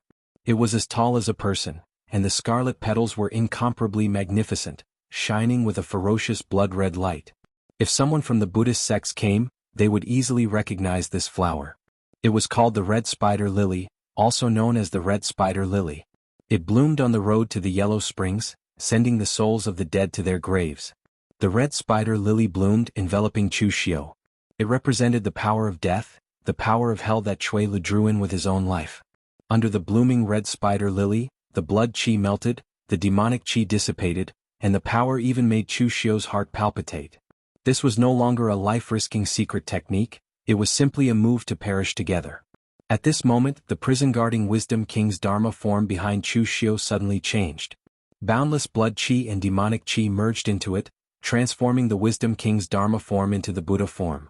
However, the Buddha form was blood-red, so scarlet that it sent chills down one's spine. The boundless demonic chi transformed into a demonic blade in the Buddha's hand. From the looks of it, it was somewhat similar to Chu Xiu's heavenly demon dance. The blood-red Buddha held the demonic blade. This was Chu Xiu's Dharma form, the killing demon Buddha form. As the blade slashed down, boundless demonic chi condensed into a sharp blade, directly cutting the blood-red spider lily into pieces, turning it into countless blood-red stars that dissipated into the night sky. Chui Lu was not dead yet. He forced himself to look at Meng Gang and opened his mouth, but no sound came out. However, Meng Gang could read one word from the shape of his mouth, and that was, "Run." After spitting out this word, Chui Li's body suddenly fell to the ground, lifeless. The red spider lily was a flower of death. Only his own death could cause the red spider lily to bloom. Chui Lu had cultivated this flower for half his life, but when Meng Gang needed it, it would be the day of his death. Meng Gang did not escape. He only stared blankly at Chui Li's corpse. The killing demon Buddha form behind Chu Xiu dissipated. He took a step forward and appeared in front of Meng Gang. He said calmly, "I really admire people who are loyal. If a normal person said such a thing, the next sentence would definitely be, 'Because you are loyal, I won't kill you.' However, Chu Xiu said next, 'Since you are so loyal, I'll send you on your way. Since the two of you can't be born on the same day, the same month, and the same day, you can die on the same day.'" As soon as he finished speaking, Chu Xiu directly shattered Meng Gang's heart meridian. Meng Gang did not resist. Perhaps to him, resistance was already meaningless. Looking at the corpses on the ground, Chu Xiu's expression did not change. Instead, he seized the time and left quickly. To Chu Xiu, there were only people he could kill and people he couldn't in this world. Although he admired these loyal people, "If you want to be my enemy, then I'm sorry, I still have to kill you." It was not easy for Chu Xiu to fight against so many people without his perception. He had consumed a lot of energy, so he had to recover to his peak first. Moreover, Chu Xiu had not expected that he would be the first to cultivate the great success stage of the Great Vajra divine power, which allowed him to condense his own Dharma form. Originally, Chu Xiu thought that he would need to reach the martial Dao Grandmaster level before he could comprehend and condense his Dharma form. However, he did not expect that he would be so lucky this time and actually comprehend the killing demon Buddha form. The foundation of the Great Vajra divine power was the cultivation of the physical body, but its true essence was the Dharma form that he condensed. However, it was estimated that even the creator of the Great Vajra divine power in the past would not be able to recognize Chu Xiu's Great Vajra divine power now. It was an orthodox Buddhist cultivation technique, but Chu Xiu ended up cultivating it in an extremely evil and messed up way. Just as Chu Xiu was hiding to recover his strength, the deaths of Cui Lu and the others caused an uproar. The previous batch of people who died were mostly nameless people, but Cui Lu and the others were not nameless people. Flower-bearing Cui Lu Temple Master Miaoyu, perfected Miao Xian, and Giant Spirit General Meng Gang were all famous experts in the northern Yen land. Martial artists at the Unity of Heaven and Man realm were all famous existences, and these three were considered experts even among the many Unity of Heaven and Man realm martial artists.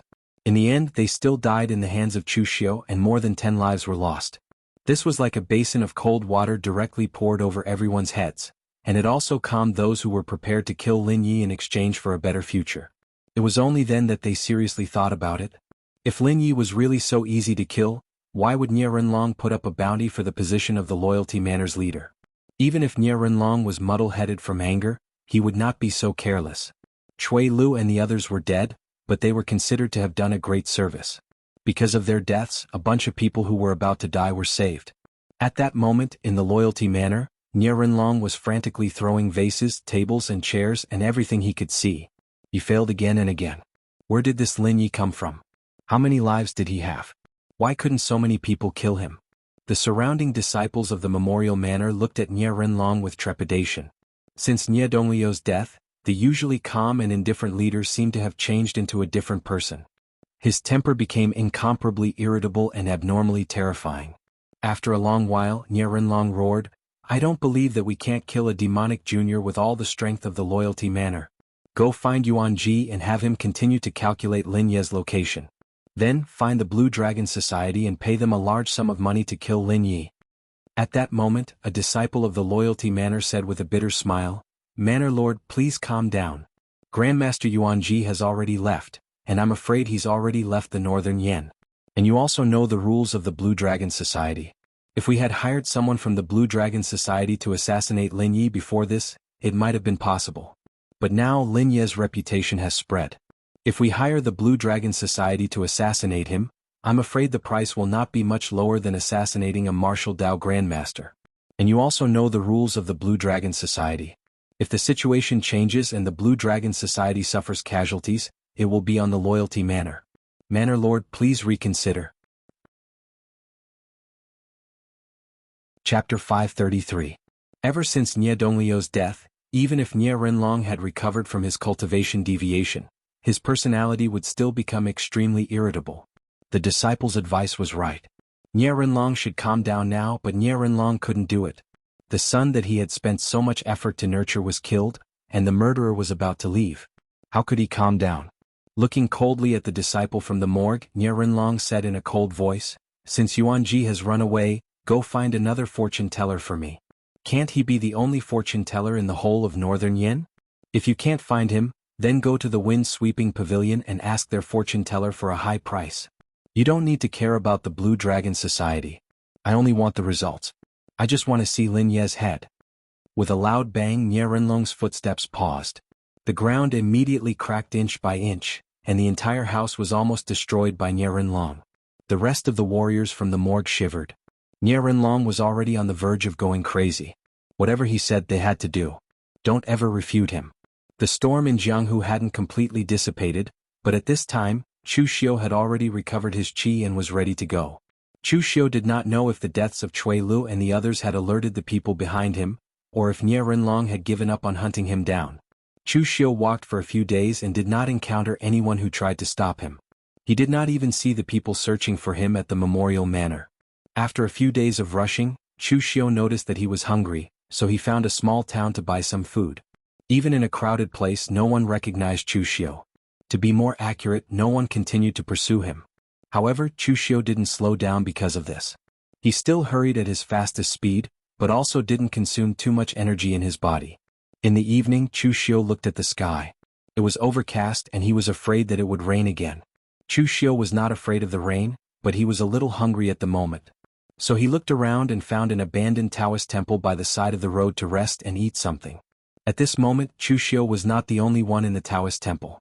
There were also a few Jianghu escorts and a group of merchants who seemed to be from a small family. The two groups of people were clearly separated. The escorts were born in the Jianghu and were more vulgar. A group of people roasted rations, drank wine, and chatted loudly about Jianghu gossip. On the other hand, the small family's caravan was much more well-behaved. The servants were resting, and a few people dressed like stewards were accompanying a young master, talking about something. This kind of situation was very normal. Even people from some small clans wouldn't spoil their children to the point where they didn't know anything. So these small clans would basically let their children participate in some of the family's businesses after they grew up. Even if they couldn't do it, they still had to participate. This was a must. However, at this moment, the young master from the small family seemed to be participating in the caravan for the first time. He kept complaining here and there. When he saw Chu Xiu coming in, he subconsciously snorted and wanted to drive him away. This small Taoist temple was only so big. He didn't want to be in the same room with those vulgar escorts. However, there were a lot of people on the other side.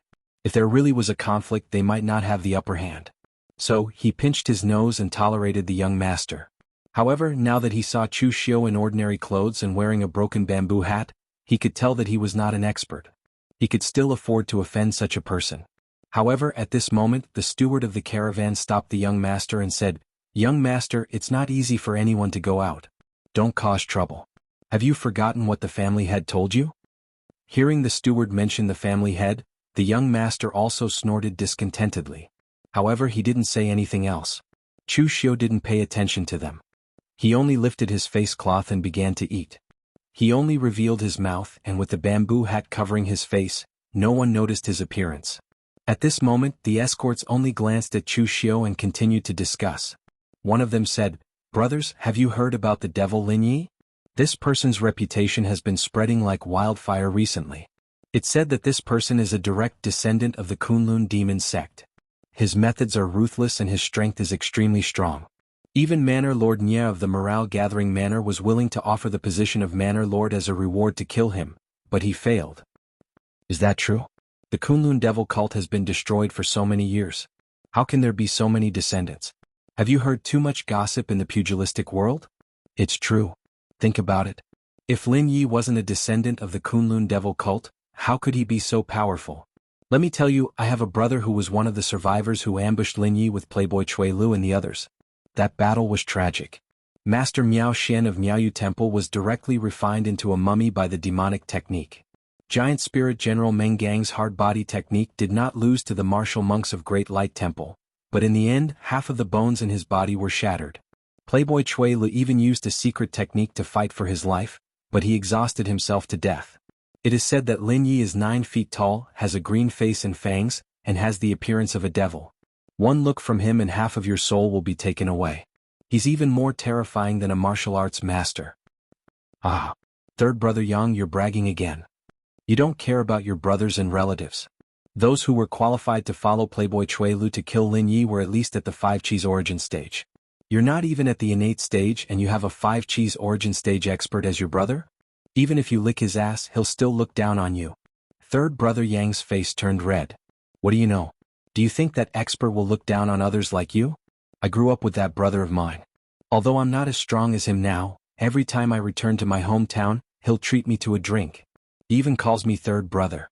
The escorts around them burst into laughter. The Taoist temple was filled with a joyous atmosphere. The young master from a small family curled his lips in disdain and said in a low voice, "Vulgar. Unsightly. You even put a devil cultivator on such a high pedestal. You're really unreasonable." At this moment, everyone present suddenly felt a chill. Even though they had lit a bonfire, they could not dispel the chill. Chu Xiu also put down his rations and raised his head. This wasn't his doing. Although Chu Xiu wasn't broad-minded, he wouldn't lower himself to the level of these low-level people in the pugilistic world just because of a few words from ignorant people. At this moment, a cold wind suddenly blew in from outside the Taoist temple. The door of the Taoist temple was blown open. 2 people wearing black clothes and black iron hats with dragon patterns on their heads and black iron masks on their faces walked in. The 2 of them were dressed exactly the same. The only difference was that one of them wore a mask with a picture of the tearful star and a sad crying face. The other one had a picture of the tearful star and a happy smiling face on his mask. Chu Xiu took a deep breath. He was very familiar with this attire. After all, he had stayed in the Blue Dragon Society for a long time. These 2 people were actually the branch leaders of the Blue Dragon Society. The group of escorts and the people from the small family were scared silly. They didn't even dare to breathe loudly. For these low-level people in the pugilistic world, the Blue Dragon Society was too far away from them. The existence of a branch leader was practically a legend. The 2 of them walked into the temple. Tianfu branch leader, who was wearing a smiling mask, chuckled and said, "Young Master Lin Yi, you are really bold. After killing so many people, you still dare to swagger here. Are you really going to kill your way out of Northern Yen? Respect, respect." He was indeed worthy of being the rising star of the Yinma clan. He was bold and courageous. Let me introduce myself. I am the new leader of the Northern Yen branch of the Blue Dragon Society, Song Xiao. I didn't think I'd get such a big job as soon as I arrived in the Northern Yen. Not bad, not bad.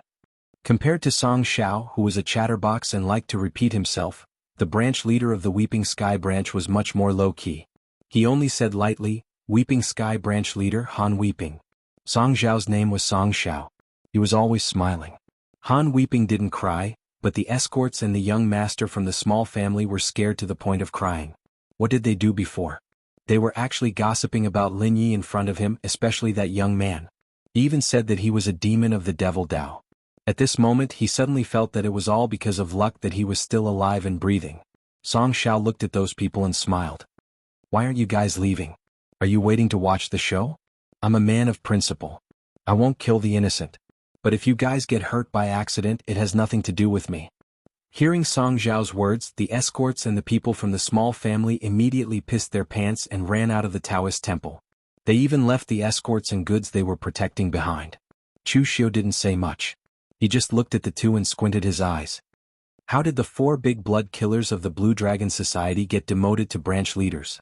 These 2 strange guys weren't simple. Although they were only one with the world, they were 2 of the 4 strongest assassins below the Grandmaster level in the Blue Dragon Society headquarters. They were called the 4 big blood killers. The remaining 2 were Song Wuxing and Song Wuming. The 4 of them usually fought in pairs. The reason why they were called the 4 great blood killers was because they had killed a martial Dao Grandmaster when they joined forces. To be able to kill a martial Dao master at the oneness of heaven and man state, even if the 2 of them attacked together, the result was shocking enough.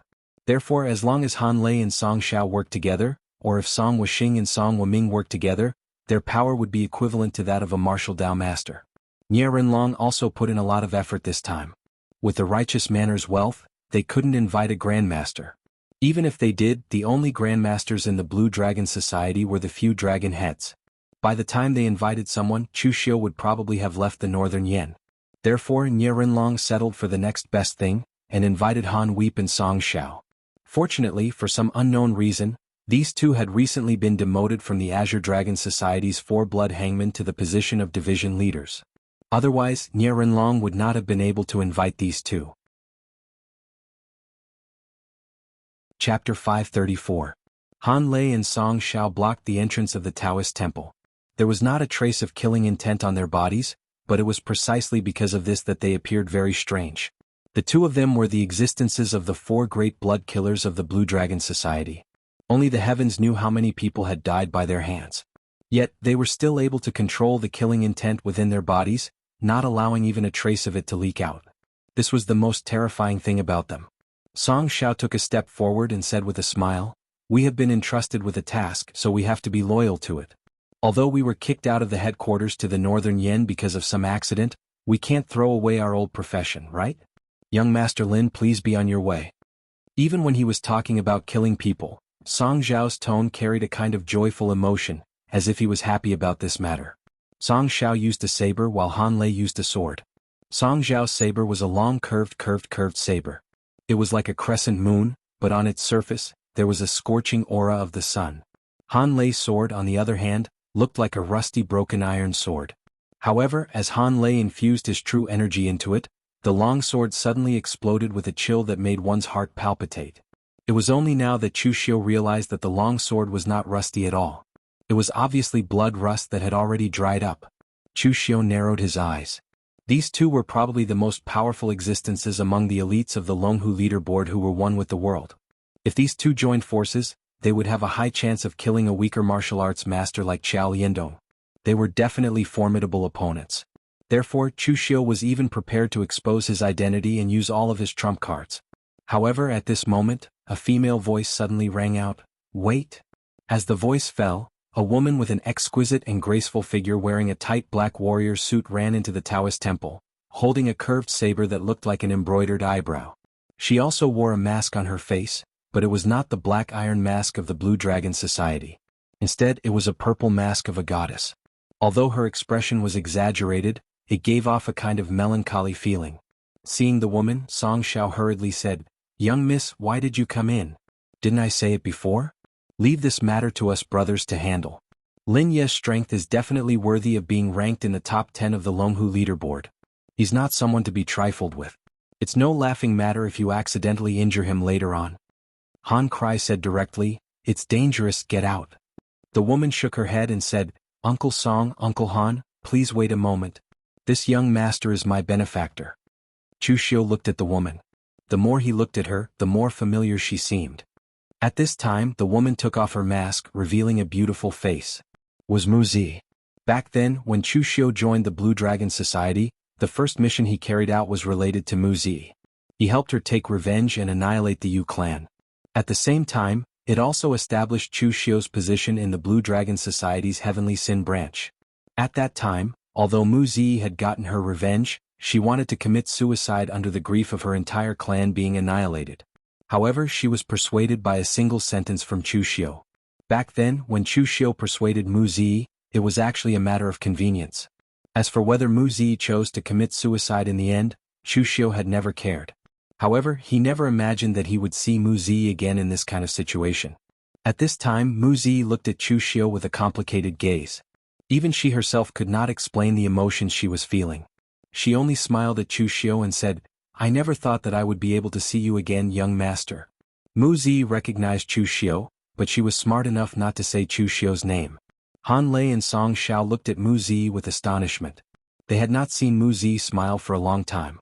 What was the relationship between Lin Yi and the young miss? Mu Zi turned to Han Lei and Song Xiao and said, "Uncle Han, Uncle Song, this young master is truly my benefactor. Can you let me be alone with him for a while? This mission is temporarily suspended." Han Lei and Song Xiao looked at each other and nodded. They immediately turned around and left the Taoist temple. They even walked several hundred zhang away from the Taoist temple to guard it. Once an assassin from the Blue Dragon Society received a mission, he had to complete it. This was a matter of principle. However, things like principles also depended on who it was placed on. If it was placed on the young miss, principles could also be put aside. Chu Xiu looked at Mu Zi, took off the mask on his face and said, "How did you recognize me?" From his voice to his aura to his habits, etc., Chu Xiu had already changed everything. With his face covered, who would be able to recognize him for sure? In the end, this Mu Zi was able to recognize his true identity at a glance. This made Chu Xiu feel a little strange. The corner of Mu Zi's mouth curled into a smile and she said, "If I said it was a feeling, would you believe me, young Master Chu?" Chu Xiu paused and said, "Of course I believe it. A woman's feeling is sometimes very accurate. Mu Zi said in a faint voice, actually it's not just a feeling. When a person disguises as another person, even if it's a different body, there will still be some parts that are very similar. I have a very deep impression of young Master Chu, so I was able to recognize you. Chu Xiu raised his eyebrows and said, if I remember correctly, I actually only met you once. Mu Zi stared at Chu Xiu and said, yes, it was only once. But young Master Chu, you are my benefactor, the benefactor who helped me take revenge for the extermination of my family, and even pulled me back from the depths of despair, so I will never forget you. Chu Xiu was slightly surprised and he smiled and said, actually, I am not a good person, it's not like I haven't done such things before. However, I still need to be a bit more honest. When I exterminated the Yu clan, it was only because of a mission, and you also took out something as a reward, so it can't be considered a favor. As for what I said to you, you listened to it, and being alive is your good fortune. If you can't get over it and die, then I'm sorry, I don't have the heart to save a dead person. Most of the time, Chu Xiu did things with a strong sense of utilitarianism. Just as he said, it was not like he had never done such things before. Although Chu Xiu didn't know what kind of opportunities Mu Zi had obtained all these years, 2 of the 4 great blood killers of the Blue Dragon Society were actually very respectful to her, calling her Miss, and even giving up his mission because of Mu Zi's words. Obviously her identity was not ordinary. But because of this, Chu Xiu didn't try to fool Mu Zi, exaggerating the things that happened in the past and so on. Just as he said, sometimes it was better to be kind, or else you might find out in the end that you were the one at a disadvantage. Just like Nie Donglu in the original plot, Lu Fengxian was already his good friend, but in the end, Nie Donglu turned a future strong friend into an enemy. As expected, after hearing Chu Xiu's words, Mu Zi's eyes immediately lit up. Chu Xiu was still the same Chu Xiu. Even in the midst of danger and pursuit, Chu Xiu still hadn't changed. Although the current Mu Zi was no longer the same as before, in her heart, Chu Xiu was still the lofty person who had casually destroyed the Yu clan with a psychological attack, helping her take revenge for her clan's extermination. If Chu Xiu were to force her to do something for him after seeing her relationship with the Azure Dragon Society, Mu Zi would definitely be disappointed, even if she agreed to do it for the sake of the kindness she had shown him in the past. Chu Xiu asked, I'm very curious. What have you been doing all these years? You actually joined the Blue Dragon Society, and it seems that your position isn't low either. Actually, not only was Mu Zi's position not low, her current strength was not low either. Chu Xiu could feel that Mu Zi's cultivation was at the 5 Qis unification realm. Although compared to the current Chu Xiu, the 5 Qis unification realm was nothing, but according to Mu Zi's strength and her current age, it was already not easy. Mu Zi said softly, the Yu clan was destroyed by you, young Master Chu, and I got my revenge. So, I decided to roam the pugilistic world alone. If I, a woman, want to establish a foothold in the pugilistic world, I have to be more ruthless than a man. Later, I accidentally met someone from the Blue Dragon Society. Because of you, I didn't have any ill feelings towards the Blue Dragon Society, so I prepared to join the Blue Dragon Society. However, at that time, young Master Chu had already fallen out with the Blue Dragon Society and left. The Heavenly Sin branch also changed to a new branch leader, so they started to clean up the old members of the Heavenly Sin branch. I was a newcomer and my performance was outstanding, so I was recognized by the new branch leader. I was rewarded to go to the headquarters of the Blue Dragon Society to cultivate for a period of time. During this period, I was also given pointers by the experts from the headquarters. At the headquarters of the Blue Dragon Society, I got to know the second dragon head of the Blue Dragon Society, Duanmu Qianshan, and took him as my adoptive father. That's why I left the branch. Uncle Song and Uncle Han were personally brought up by my adoptive father, and they are loyal to him. That's why they listen to everything I say and call me Mississippi. Hearing Mu Zi's words, Chu Xiu was a little surprised. He didn't expect that Mu Zi would actually become Duanmu Qianshan's adoptive daughter. At the mention of the name, Duanmu Qianshan, most people in the Jianghu were very unfamiliar with it. One reason was that the second dragon head of the Blue Dragon Society, Crescent Green Dragon, Butianan, was too high profile. He was so high profile that he didn't seem like a killer at all. On the other hand, Duanmu Qianshan was very low-key, so low-key that he rarely showed his face in front of outsiders. Therefore, in the Jianghu, he wasn't even as famous as the dragon heads of the Blue Dragon Society. In fact, Duanmu Qianshan was very important to the Blue Dragon Society. It could even be said that Duanmu Qianshan was even more important to the Blue Dragon Society than the second dragon head, Butianan.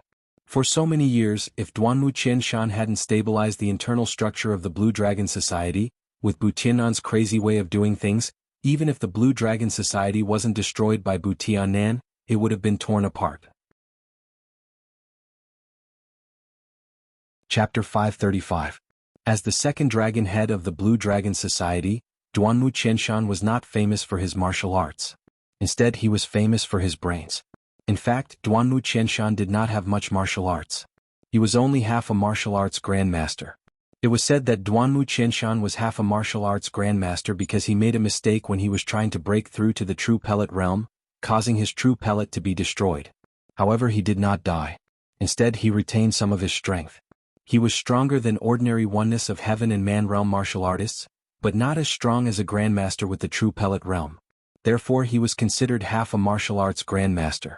Of course, martial arts was just the icing on the cake for Duanmu Qianshan. What Duanmu Qianshan was really good at was not martial arts. Duanmu Qianshan was known as half a day's fortune teller. It meant that man's fortune teller was not as good as God's fortune teller. Duanmu Qianshan was a man, so naturally he was not as good as God's fortune teller. However, he had half the strength of God's fortune teller. Therefore, he was known as half a day's fortune teller.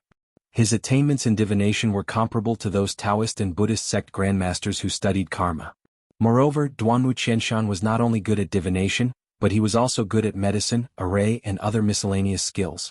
In the Blue Dragon Society, although Bu Tiannan was the second dragon head, Duanmu Qianshan was in charge of 99% of the matters. Bu Tiannan did not understand those chores, and he was too lazy to bother himself with them. Therefore, in the Blue Dragon Society, Duanmu Qianshan's prestige was not inferior to Bu Tiannan's. If Duanmu Qianshan was not supporting the Blue Dragon Society, with Bu Tiannan's crazy personality, the Blue Dragon Society would have been torn apart by him. Moreover, Duanmu Qianshan was good at judging people. Many of the top killers in the Blue Dragon Society were discovered by Duanmu Qianshan. For example, Han Kuai and Song Shao.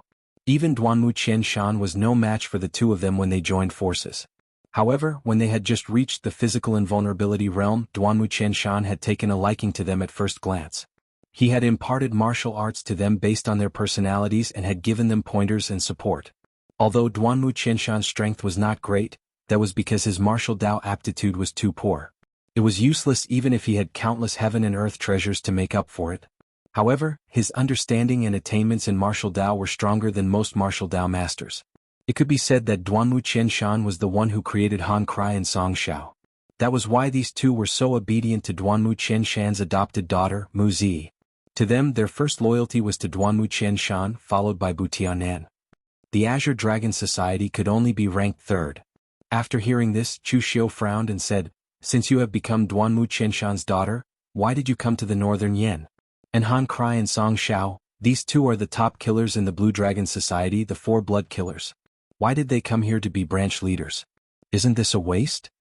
The true elites of the Blue Dragon Society were not in the 36 Big Dipper divisions, but in the headquarters.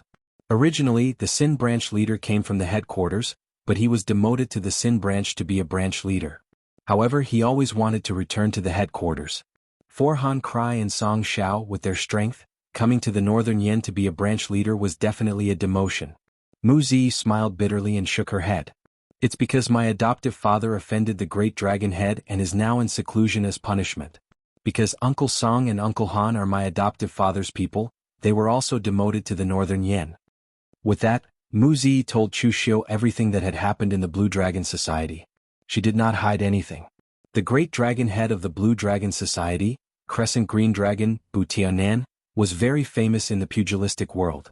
However, he was arrogant and willful. In the past, because the Blue Dragon Society's Sin branch was destroyed, this bastard actually went to the Great Light Temple and fought with the seat of delusion Zen Hall's 9 Wonders Dragon Tree, Su Yun.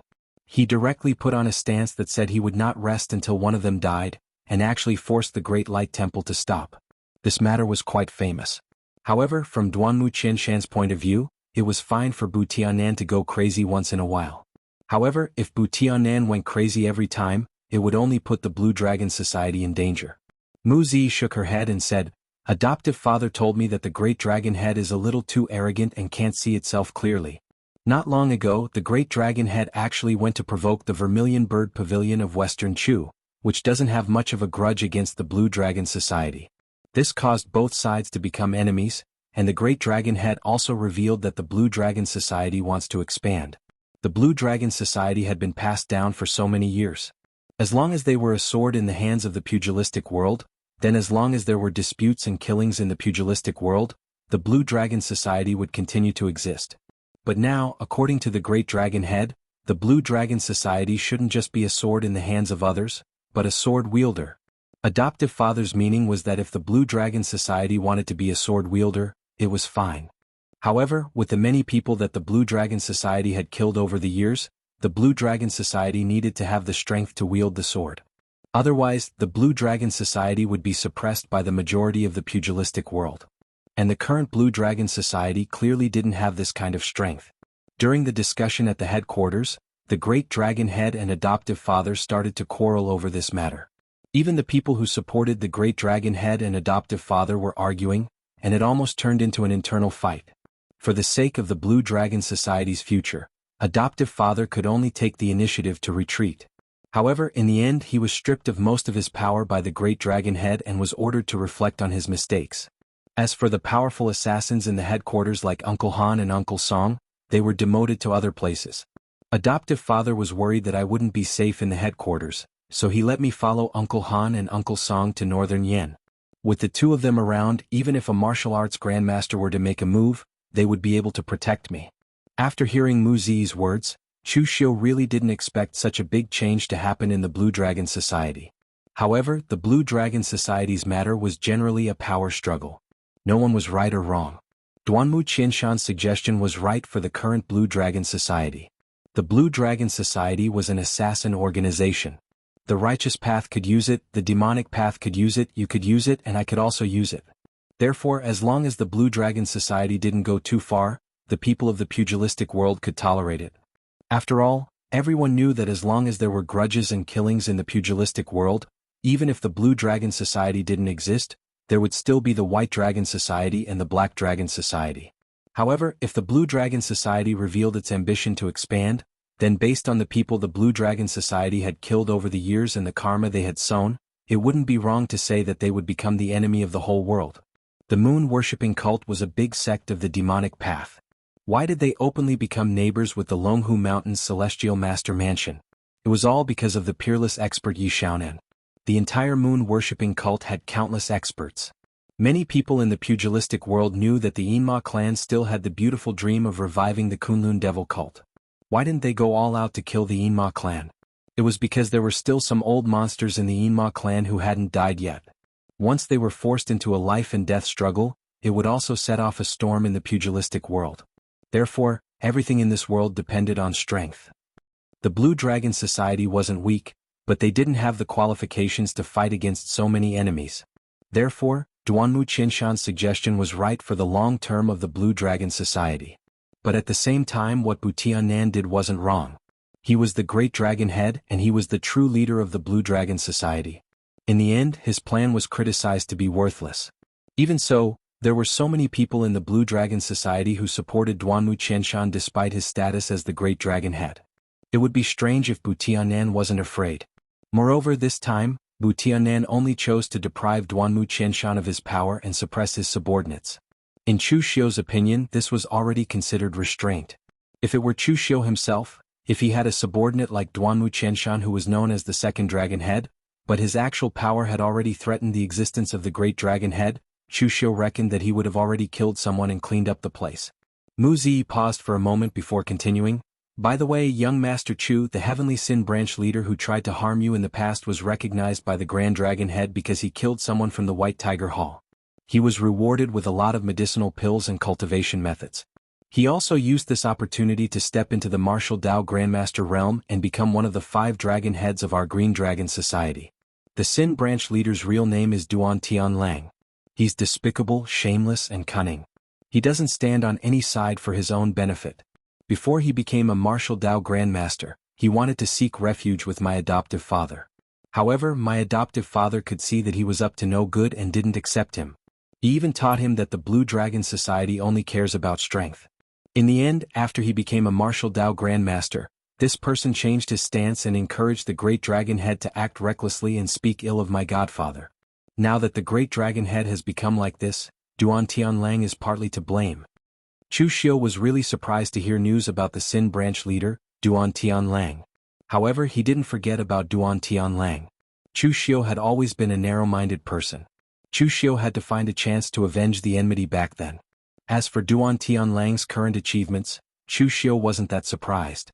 Back when Duan Tianlang was the Sin branch leader, his strength had already reached the peak of the unity of heaven and man realm. Now that he had the resources, it wouldn't be difficult for him to step into the martial Dao Grandmaster realm. Moreover, this Duan Tianlang was indeed unscrupulous. Back then, for the sake of the blood jade exquisite treasure, he did not even hesitate to sacrifice Chu Xiu and other talented subordinates. To him, as long as he could obtain the treasure, sacrificing the entire heavenly Sin branch would not be a problem. This person only cared about his own interests and had no principles to speak of. It wasn't surprising that he would do such a thing now. As for the messy affairs of the Blue Dragon Society, Mu Zi didn't hide it from Chu Xiu. Knowing that Chu Xiu was in danger now, Mu Zi said directly, "Young Master Chu, the morgue doesn't have many people to hunt you down now. After your last battle, I don't think anyone below the martial Dao Grandmaster level will dare to come and court death. Therefore, the morgue paid a huge sum of money to hire the Blue Dragon Society. Now you can disguise yourself as a member of the Blue Dragon Society and leave Northern Yen.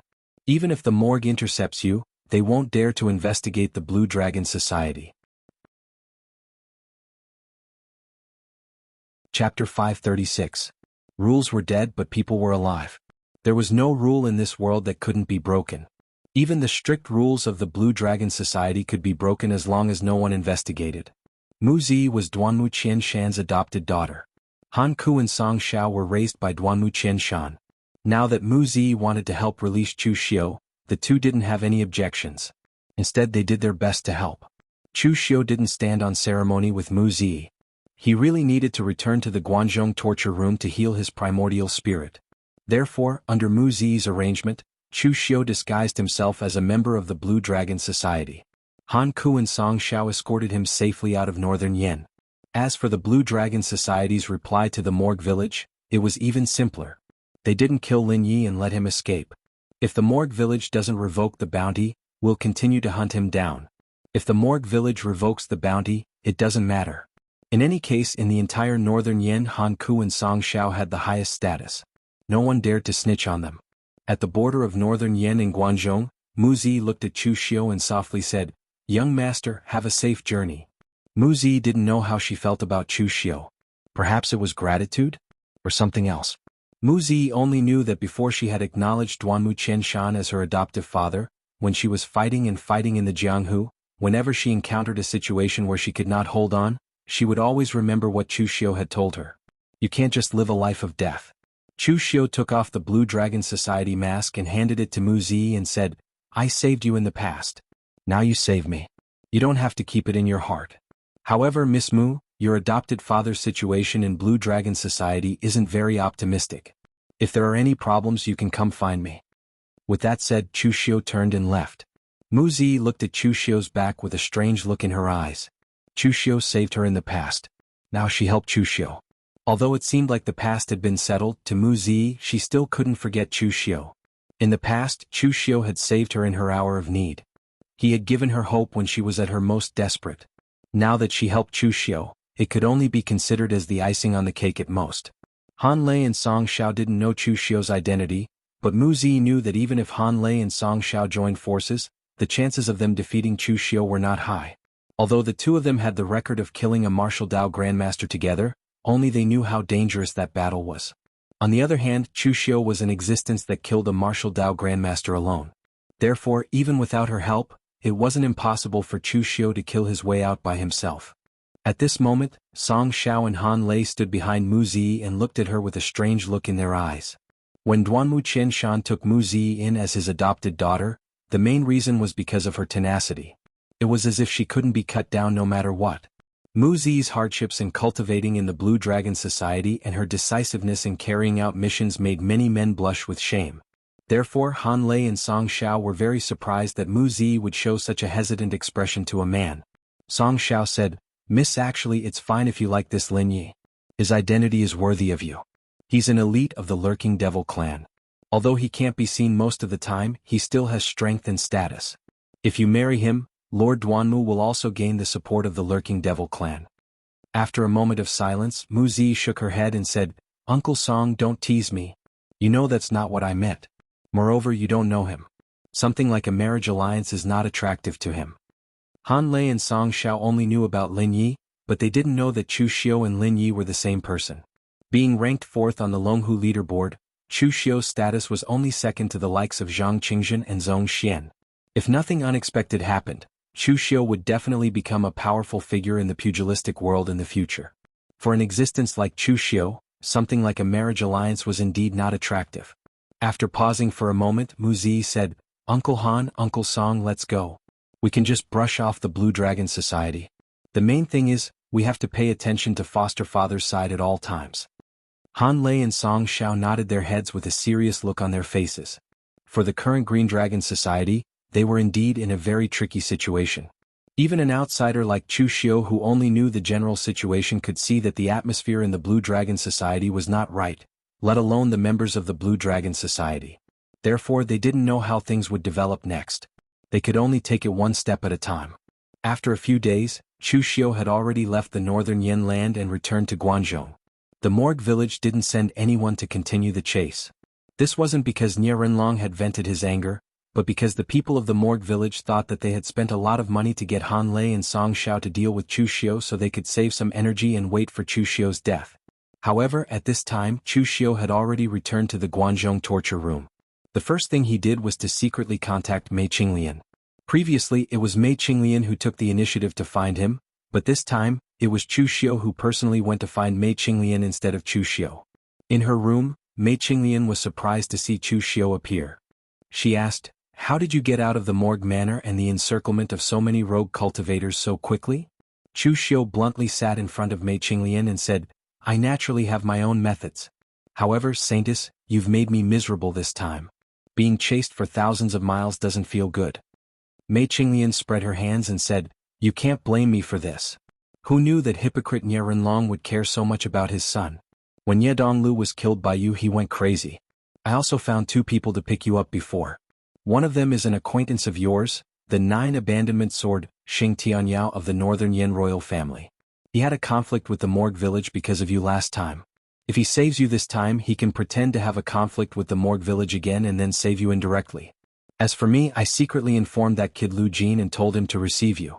That kid recently stepped into the real pellet state of martial Dao, and he is considered to be the real upper echelon of the phaseless demon sect.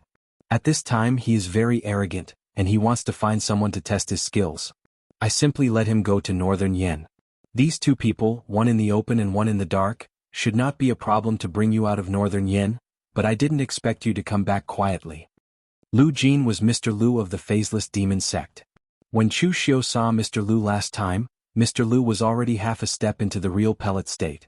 It was not surprising that Mr. Lu was promoted to the martial Dao Grand Master at this time. Chu Xiu didn't feel angry about Mei Qinglian's explanation. Demonic Dao was not the right way and its development itself was very cruel. If you have the ability and value, I will protect you and protect you. On the contrary, even if you die, no one will care about you. Between Chu Xiu and the Hidden Demon Clan, the meaning of the transaction was much stronger than the inheritance. How much reputation and benefits he could bring to the Hidden Demon Clan, the Hidden Demon Clan would also give Chu Xiu something. Including the matter of paying who this time, it was actually a transaction. If it was done well, Chu Xiu would be rewarded. If it was messed up, then you are useless. This time, Chu Xiu actually succeeded. Chilean village was saved, and Ju-Yi Manor was half destroyed. It was just that there were some accidents that caused Chu Xiu to fall into it. Therefore, Mei Qinglian could send 2 martial Dao Grand Masters to save Chu Xiu, which was already extremely benevolent. Chu Xiu never imagined that Mei Qinglian would come to save him regardless of the risk of exposing her identity. This was right with Chu Xiu's own speculation. Even if the Hidden Demon Clan really sent someone to pick him up, he had to support himself in the blank time in the middle. It was better to rely on oneself than others. It was more reliable to kill his way out. Therefore, for Mei Qinglian's explanation, Chu Xiu just nodded and didn't say much. Mei Qinglian might have realized that she had indeed miscalculated this time. It wasn't a problem to send Chu Xiu, but she didn't arrange a way out in advance. If Mei Qinglian had informed Xing Tianyao in advance, perhaps there wouldn't be so much trouble. After all, this matter was Mei Qinglian's own matter, not the entire Hidden Demon clan's. Now that there was a problem, Mei Qinglian also felt a little embarrassed. Mei Qinglian coughed and said, "Well, this matter is indeed partly my responsibility. I originally wanted to give you something, but now I can't bring it out. I should change it to something else, but this thing is not in my hands. I can only try my best to help you fight for it. Whether you can get it or not depends on the final development." Hearing Mei Qinglian's words, Chu Xiu was interested. He asked, "What is it?" Mei Qinglian knocked on the table with her slender fingers and said, "It's a qualification to enter Xiaofan." Xiaofan? Is it an ancient relic or a secret land? Chu Xiu asked. Mei Qinglian shook her head and said, "I don't know whether that place is a relic or a secret land. Some people even say that it's a world. However, the existence of Xiaofan is related to the ancient tribulation. That place only appeared after the ancient tribulation. There are countless relics and secret lands in it, as well as countless luck and opportunities. By the way, I remember that you have several great compassion poems of heaven and earth intersecting yin and yang. Tell me, how many great compassion poems have you collected?" Chu Xiu pondered for a moment but still told the truth. 5. Mei Qinglian's eyes revealed a trace of astonishment. "I didn't expect that you would actually be able to quietly gather all 5 great compassion poems. I reckon that in the history of Jianghu, you are the one who has gathered the most great compassion poems. But do you know where the source of the great compassion poems of heaven and earth intersecting yin and yang is? It's in this Xiaofan. If you can enter it, maybe you can collect the complete version of the great compassion poems of heaven and earth intersecting yin and yang." Chapter 537. This was the first time Chu Xiu had heard of this little mortal world. He had never heard of these 3 words before. However, judging from Mei Qinglian's attitude, it was obvious that this place was extraordinary. Moreover, Mei Qinglian said that this place could allow Chu Xiu to gather the sorrowful poem of heaven and earth intersecting yin and yang. This indeed tempted Chu Xiu. Heaven and earth intersecting yin and yang great compassion fu was a powerful demonic art. No one knew how powerful it was because no one had ever collected all of it. However, according to other people's speculations, its lower limit was 9 transformations. After gathering all of it, this cultivation technique might reach the level of a supreme cultivation technique or a peerless cultivation technique. Seeing Chu Xiu's expression, Mei Qinglian smiled and said, "If it's just this, then I don't need to be so cautious." The existence of Xiaofan Tian wasn't a secret to the top of the pugilistic world. It was just that the conditions to enter were very harsh. However, there were countless opportunities inside. Ever since the ancient calamity Xiaofan Tian had appeared, countless people had entered it, but no one had explored it completely. My holy sect's supreme Dugu had entered before.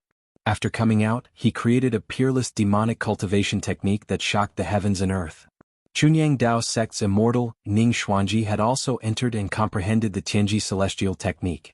His cultivation was extremely high. This was far away. There was moon-worshipping sect's Yi Xiaonan.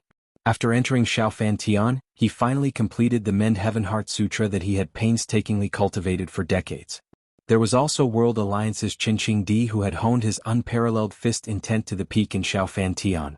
In short, this was a very mystical place. After entering it, one wouldn't have a 100% chance to soar into the sky, but it could provide a stepping stone for one to soar into the sky. Whether one could take advantage of this opportunity to soar into the sky would depend on one's own strength and luck. Xiaofan Tian opened once every 30 years. The location of the opening was different every time. Other than the first 6 hours, one could enter at will. At other times, one needed a specific key to enter.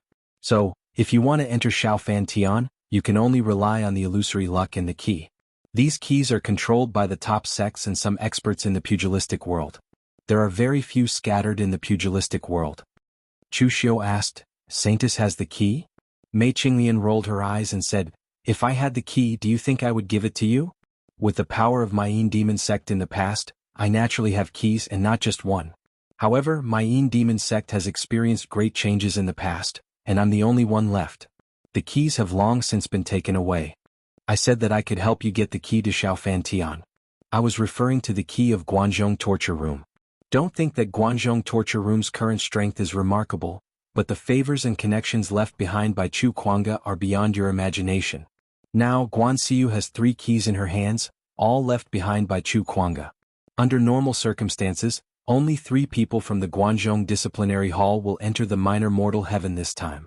They are Guan Xiu, the second in command of the Punishment Division, Fang Sha, and the great commander that you haven't seen before, Five Law Sword, and Lian Yan. At the mention of Lian Yan's name, killing intent flashed in Mei Qinglian's eyes. Previously, Mei Qinglian had said that if it weren't for the few leaders of the Punishment Division, she could have controlled Guanzhong torture room long ago. Fang Sha and Lian Yan were the biggest obstacles in front of Mei Qinglian. Mei Qinglian said, "With my current identity, I can't fight for the key to Xiaofan Tian. I can't enter, but you can. It's not long before Xiaofan Tian opens. Recuperate during this period of time. I'll try my best to talk to Guan Xiu and get him to give you a key. You've just entered unity of heaven and man, so it's unrealistic that you can become a martial Dao Grandmaster just by entering Xiaofan Tian. However, I can guarantee that if you can obtain some similar opportunities, you'll at least be able to build a good foundation for you to become a martial Dao Grandmaster." Chu Xiu nodded when he heard that. If Xiaofan Tian was really that miraculous, then his injuries this time were worth it. Since that's the case, I'll go back to recuperate and wait for the Saintess' good news. With that, Chu Xiu left. His priority now was to recuperate from the injuries on his primordial spirit. Otherwise, even if he obtained the opportunity to enter Xiaofan Tian this time, he wouldn't be able to unleash his greatest strength. Only a few of Chu Xiu's confidants knew that he had gone to Northern Yan. Everyone else in Guanxi thought that Chu Xiu was still in closed-door cultivation. When Chu Xiu returned to Guanxi, the first person he went to find was none other than Lu Fengxian. Previously, Lu Fengxian was also in closed-door cultivation to cultivate the 9 Heavens Fiend Golden Body and the Demon God Unparalleled Halberd, but he had already come out of closed-door cultivation and noticed that Chu Xiu wasn't around. However, Lu Fengxian wasn't a talkative person. Even though he noticed that Chu Xiu wasn't around, he didn't say much. At this time, seeing Chu Xiu's appearance, Lu Fengxian immediately noticed that Chu Xiu was abnormal. "Brother Chu, are you injured?" Chu Xiu nodded. Xian Jiuyo, who was with Lu Fengxian, interrupted, "He Chu Xiu, you're really unlucky this time. The foundation of your primordial spirit was injured. This kind of injury isn't easy to heal no matter where it is." As one of the 4 generals under Marquis Lu Wenho in the past, Xian Jiuyo was good at primordial spirit secret methods. At this time he immediately saw through Chu Xiu's background. These 4 people had recovered some of their cultivation during this period of time, and they even reached the 3-flower realm. However, Xian Jiuyo and the others' attitude toward Chu Xiu was far inferior to that of Lu Fengxian. From the way the 4 of them saw it, Lu Fengxian had obtained Marquis Lu's inheritance, which meant that she was the second successor of Marquis Lu. She was their master. What was Chu Xiu? Even though he had a good relationship with Lu Fengxian and was best friends, Xian Jiuyo and the others still treated Chu Xiu with arrogance. They were also a little dissatisfied that Lu Fengxian had given the 9 Heavens Fiend Golden Body to Chu Xiu. Lu Fengxian frowned slightly. This seemed to be the most serious injury Chu Xiu had ever suffered since he met Chu Xiu. It even hurt his foundation. "Brother Chu, what are you going to do?" "It just so happens that Divine Dr. Feng is in Guanxi now. I'll take you to see him." Chu Xiu nodded and said, "That's what I was thinking." Lin Ye's mental strength was severely injured, and now Chu Xiu, who had been in seclusion, was also severely injured. This kind of thing was too much of a coincidence, and it was easy for people to think of something. Chu Xiu did not trust Feng Buping, but he trusted Lu Fengxian. With Lu Fengxian's important relationship, Feng Buping had no reason to reveal this matter. Moreover, this was the land of Guanxi, Chu Xiu's territory. Even if Feng Buping had any other intentions, he could not cause any trouble. In the medical center of Guanxi's Jianzhou prefecture, Feng Buping's hand seeped into Chu Xiu's body to check on Chu Xiu's injuries. Feng Buping had been in Guanxi for a while. Compared to when he was in the Valley of the Dead, it was actually more convenient for him to be in Guanxi. In this small area of Guanzhong, the Guanzhong Torture Hall was a great deterrent. Chu Xiu helped Feng Buping open such a medical center in Jianzhou prefecture, and there were also the Jianghu constables of the Guanzhong torture room to maintain order here. It was much more convenient than when Feng Buping was in the Valley of the Dead. Therefore, when Lu Fengxian brought Chu Xiu for treatment, Feng Buping immediately pushed away the martial artists who were queuing outside and gave priority to treating Chu Xiu. Of course, Lu Fengxian played a part in this, but the main reason was that Feng Buping was now in Chu Xiu's territory. Feng Buping had a strange temper, but he was not an idiot. Of course, he knew who was protecting him now. Sensing the foundation of Chu Xiu's spirit was damaged, Feng Buping's expression changed slightly. Previously in the northern Yin, Lin Ye's matter caused an uproar, Everyone in the Jianghu knew about this. And Chu Xiu was punished to face the wall. Everyone in the Guanzhong torture room knew about this. Feng Buping had never heard that facing the wall could cause damage to one's spirit or even cause damage to one's foundation. There was clearly something wrong with this. However, Feng Buping didn't say anything, he just pretended not to notice. He didn't care who Chu Xiu was or what secrets he had. He only knew that Chu Xiu and Lu Fengxian were good friends, and he was still living in Chu Xiu's territory. That was enough. Sometimes it was better to be muddle-headed. Don't say what you shouldn't say, don't see what you shouldn't see. When Feng Buping stopped, Lu Fengxian quickly asked, "Divine Dr. Feng, how is Brother Chu?" Feng Buping took a deep breath and said, "Official Chu's situation isn't very optimistic. It has already damaged the foundation of his spirit. Although I can heal this kind of injury with my current ability, it will leave a hidden danger, which will affect the growth of his spirit in the future." Lu Fengxian frowned. She knew that Chu Xiu was good at spirit mystic arts, but now Chu Xiu's spirit was injured, which was equivalent to cutting off Chu Xiu's future cultivation path of spirit mystic arts. However, Chu Xiu didn't mind. This group of medical practitioners were all the same. They never said anything that was certain. So Chu Xiu just asked indifferently, "Is there a way to make up for this kind of hidden danger?" Feng Buping nodded and said, "There is, but the conditions are a bit harsh. The simplest is official Chu. You can step into the martial Dao Grandmaster realm within 2 years. At that time your injury hasn't stabilized. You can use the world's essence Qi to cleanse your foundation when advancing to the martial Dao Grandmaster realm. The second is official Chu. You can find some secret arts that specialize in repairing spirit, but this kind of secret art is the rarest, even rarer than offensive and defensive secret arts. The third is that Lord Chu is able to find 9 revolution spirit herbs that are specifically targeted at the primordial spirit. Consuming and refining them will also be effective."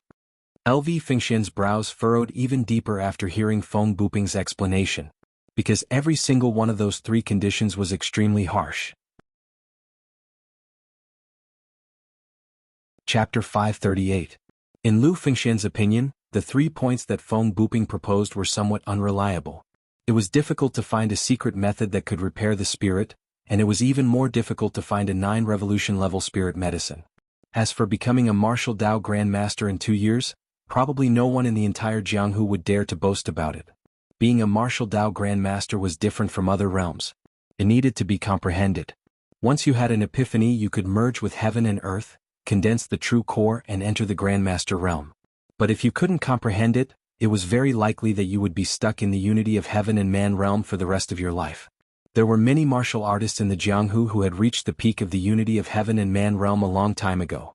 They were only half a step away from becoming a martial Dao Grandmaster, but in the end they couldn't take that half step for their entire lives. Although Lu Fengxian was confident in Chu Xiu and believed that Chu Xiu would definitely become a martial Dao Grandmaster in the future, 2 years was a little too fast. However, Chu Xiu seemed very indifferent at this time. He directly waved his hand and said, "Divine Dr. Feng, treat according to what you said. As for the hidden danger, we'll talk about it later." Not to mention whether he could become a martial Dao Grandmaster in 2 years, he might encounter some opportunities in Xiaofen Heaven this time. Instead of worrying about how to eliminate the hidden danger in his spirit, it was better to look forward first. Feng Buping nodded, took out things such as the formation plate and golden needles, and began to repair Chu Xiu's spirit. The biggest difference between the divine doctor of the Jianghu and ordinary doctors was that they could use more means, and they could even use all kinds of tricks that you couldn't think of to treat your injuries. Feng Buping's reputation was not just for show. If Chu Xiu relied on himself to heal his injuries, it was estimated that he wouldn't be able to recover to the peak in a year and a half. However, with Feng Buping, Chu Xiu only used less than 10 days to restore his spirit to the peak state, but the hidden danger was still there. Now, if Chu Xiu didn't eliminate the hidden danger, his attainments in spirit could only stay at this level forever. After more than 20 days, Chu Xiu was still cultivating in seclusion, and Yuqi personally came to inform him to go to the main hall for a discussion. This time, even Yuqi found it very strange because his master didn't say why he was looking for Chu Xiu. From Yuqi's point of view, Chu Xiu had been in seclusion all this time and did not seem to have caused any trouble. Could it be that the meeting this time was about something big related to the Guanzhong torture room? Why did he have to hide it from him? Chu Xiu had more or less guessed that Mei Qinglian had successfully convinced Guan Xiu. Otherwise, the Guanzhong torture room would only have 3 places to enter Xiafanshan, and all 3 Wu Dao Grand Masters would have gone. Why would they need to ask Chu Xiu for help? After stepping into the torture chamber's headquarters, Xiao Yi and the other 3 disciplinary officers were all there. Apart from Yin Badong, Xiao Yi and Chu Simo took the initiative to greet Chu Xiu. In fact, Xiao Yi and the others were a little puzzled. They did not know why Guan Xiu had asked them to come. The few of them were in the Guanzhong torture room's upper echelons, and they knew some things about Xiafanshan. However, they had never imagined that they would be able to enter it. It was true that the Guanzhong torture room had extra keys, but they were reserved for the 3 martial Dao Grand Masters. Some large sects with deep heritage could give the keys to some of the younger generation martial art practitioners, allowing them to enter and search for their own opportunities. However, it was clear that their Guanzhong disciplinary hall was not so extravagant as to do so. After a while, the 3 leaders of the punishment division walked into the hall together. This time the 3rd leader, Si Ming, did not follow behind Guan Xiu. Instead he entered with the other 2 leaders. This was Chu Xiu's first time meeting the big leader of the punishment division, An Liuyan. An Liuyan was a tall and skinny middle-aged man. His skin was pale and sickly and his eyes were sunken, giving him a sinister look. His entire body was shrouded in a black robe, and he carried 5 swords on his back.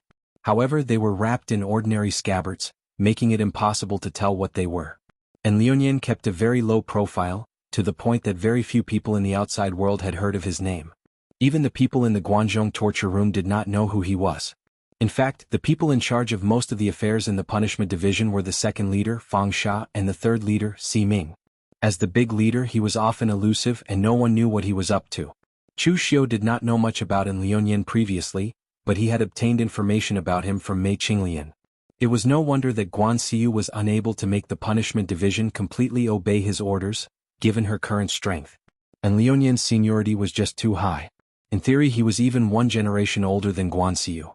Back when Chu Kuanga had still been around, and Liuyan had been colleagues with Chu Kuanga. The 2 of them had fought for the position of the Guanzhong torture room's hall master. However, Chu Kuanga's advantage had been too obvious back then. As long as one was not blind, everyone would know who the hall master position should have been. Therefore, even if An Liuyan had wanted to fight for it, he could not have won. In the end, he had taken the initiative to give up the position. Later on, Chu Kuanga had died unexpectedly. Logically speaking, the position should have been An Liuyan's turn. However, Chu Kuanga felt that An Liuyan's character was a little extreme and gloomy, and he would easily go to extremes. It was fine for him to be in charge of the punishment division, but it would not be appropriate for him to be in charge of the entire Guanzhong torture room. Therefore he had given the position to Guan Xiu. And Liuyan had been a little unconvinced and uncooperative with Guan Xiu in the early days. After all, Guan Xiu had been a junior to him back then, and she had stepped into the martial Dao Grandmaster realm later than him. What right did she have to make him bow down to her? However, Guan Xiu had displayed her strength later on and even led the Guanzhong torture room to its current status. Guan Xiu's prestige in the Guanzhong torture room grew, so An Liuyan had no choice but to be unconvinced. However, although An Liuyan had given up on fighting with Guan Xiu for the position of hall master, the punishment division was still his territory. As long as An Liuyan was around, the punishment division had to be in his hands. He could ignore it, but Guan Xiu could not do anything to the punishment division without his permission. Chu Xiu narrowed his eyes as he looked at An Liuyan. He thought to himself that Guan Xiu was still more concerned about the overall situation. She was afraid that she would cause damage to the Guanzhong torture room, so she did not choose to fight An Liuyan to the end. However, this was only because of Guan Xiu. If it were him, Chu Xiu would not be able to tolerate having such a powerhouse under him who did not listen to his orders. In order to fend off foreign aggression, one must first pacify internal affairs. If one could not even clench one's fist tightly, what could one use to fight against outsiders? After almost everyone had arrived, Guan Xiu walked in with Mei Qinglian a while later. Logically speaking, this was an internal meeting of the Guanzhong torture room. Although Mei Qinglian was Guan Xiu's wife, she was ultimately an outsider. It was inappropriate for her to appear on such an occasion. However, Xiao Yi and the others acted as if they did not see it and did not say anything. This was not the first time Guan Xiu had done something like this, and they were already used to it. If they spoke now, they would only offend Guan Xiu. They would not be so foolish as to speak out of turn. However, An Liuyan said in a slightly hoarse voice, "Guan Xiu, why did you bring a woman here for a meeting of the torture division? You have been a hall master for a few years and are used to being flattered by others. Have you become so arrogant that you have even forgotten your own surname?" Everyone present immediately felt a chill in their hearts. The air seemed to be filled with the strong smell of gunpowder. Guan Xiu and Liuyan had rarely met over the years, because whenever they did, such a situation would inevitably occur. Guan Xiu was very tolerant and considered the overall situation, but Liuyan was extremely indignant that Guan Xiu had become a hall master. Therefore he had never addressed Guan Xiu as hall master all these years. Guan Xiu pulled Mei Qinglian to sit down and said coldly, "So what if it is a meeting of the torture division? The rules of the torture division do not stipulate that women are not allowed to participate. If the rules really don't allow it, then I will change the rules. Now I am the hall master."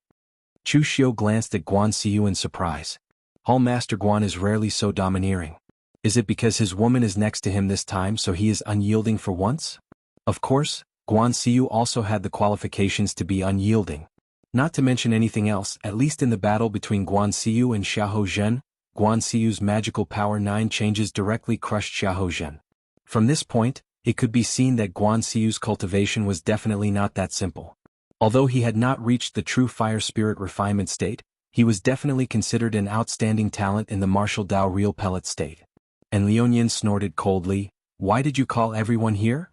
Guan Xiu said solemnly, "Of course, it is to discuss who can enter Xiaofan heaven." And Liuyan frowned when he heard this. What is there to discuss about this kind of thing? My Guanzhong torture room has a total of 3 keys left over from generation to generation. It just so happens that all 3 of us can enter. Guan Xiu said, "I know there are only 3 keys, but I am not going to let all 3 of us enter. I need to leave 1 person to guard the Guanzhong torture room. Xiaofan heaven only opens once every 30 years. The last time we opened our Guanzhong torture room, there was only 1 key. It was Sir Chu Kuanga who entered it when he was young. The Guanzhong torture room is guarded by the old hall master. Although our Guanzhong torture hall is not in the chaotic situation of being besieged on all sides, for the sake of insurance, it is safer to leave someone to guard the place."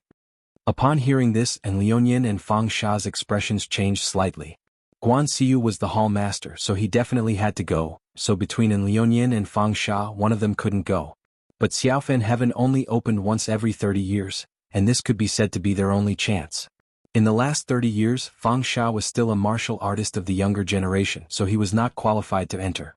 And Liuyan was not a martial Dao grandmaster at that time, and he was not as good as Chu Kuanga, so he was not qualified either. If they did not enter the minor mortal sky this time, then in the next 30 years Liuyan and Fang Sha would no longer be in their prime. Even if they entered and obtained any fortuitous encounters or treasures, the effects would be greatly reduced. Chapter 539. As soon as Guan Xiu finished speaking, the atmosphere in the entire discussion hall became strange. And Liuyan said coldly, "Guan Xiu, who are you going to let stay and who are you going to let go?" Guan Xiu said solemnly, "Let Fang Sha stay. He is the second leader of the punishment division. He has been cooperating with everyone for a long time. His status and strength are enough. He is just right to stay in the punishment hall." Chu Xiu was one of the people who were going. This time, when the small mortal heaven opened, the various sects would definitely focus on bringing their younger generation disciples. Chu Xiu is now ranked 4th on the Longhu list. If Little Celestial Master, Zhang Qingzhen, Wisdom King, Zhong Xian, Chief Sword Fang Qishao and others all go, but Chu Xiu doesn't go, what will the people of the underworld think of our Guanzhong torture room? Doesn't this mean that our Guanzhong torture room doesn't value the young disciples? Upon hearing this, Fang Sha's face turned black. Only focusing on the younger generation disciples, but I, the old man of Guanzhong torture room, don't need to be valued? Fang Sha immediately snorted coldly, "Hall master, I'm not convinced." He wasn't in Liuyan who could call Guan Xiu's name directly. Fang Sha had only been a martial arts grandmaster for a few years, so his strength was naturally not as good as Guan Xiu, so he didn't dare to be so presumptuous. Fang Sha said angrily, "Xiaofan heaven opens once every 30 years. Because Chu Xiu is still young, he still has time. But if I miss this time when I'm no longer in my prime, even if I get the opportunity, what's the use? It's true that the real pellet state has a lifespan of 300 years, but how many people can really live to 300 years old? I just stepped into the real pellet state when I'm over 60 years old. I'm already not young. How long can I last in my prime? How many 30 years can I wait in this life?" Fang Sha's words were very aggrieved, but in fact he was telling the truth. In theory, a martial arts grand master of the real pellet state could indeed live for 300 years, but that was only in theory. Could you guarantee that you wouldn't fight with others for a lifetime and leave no internal injuries? Therefore, there were very few martial Dao masters who could live to 300 years old. Although Fang Sha wasn't too old when he stepped into the real pellet state, he wasn't young either. Therefore, the peak of his prime was from now until he was about 100 years old.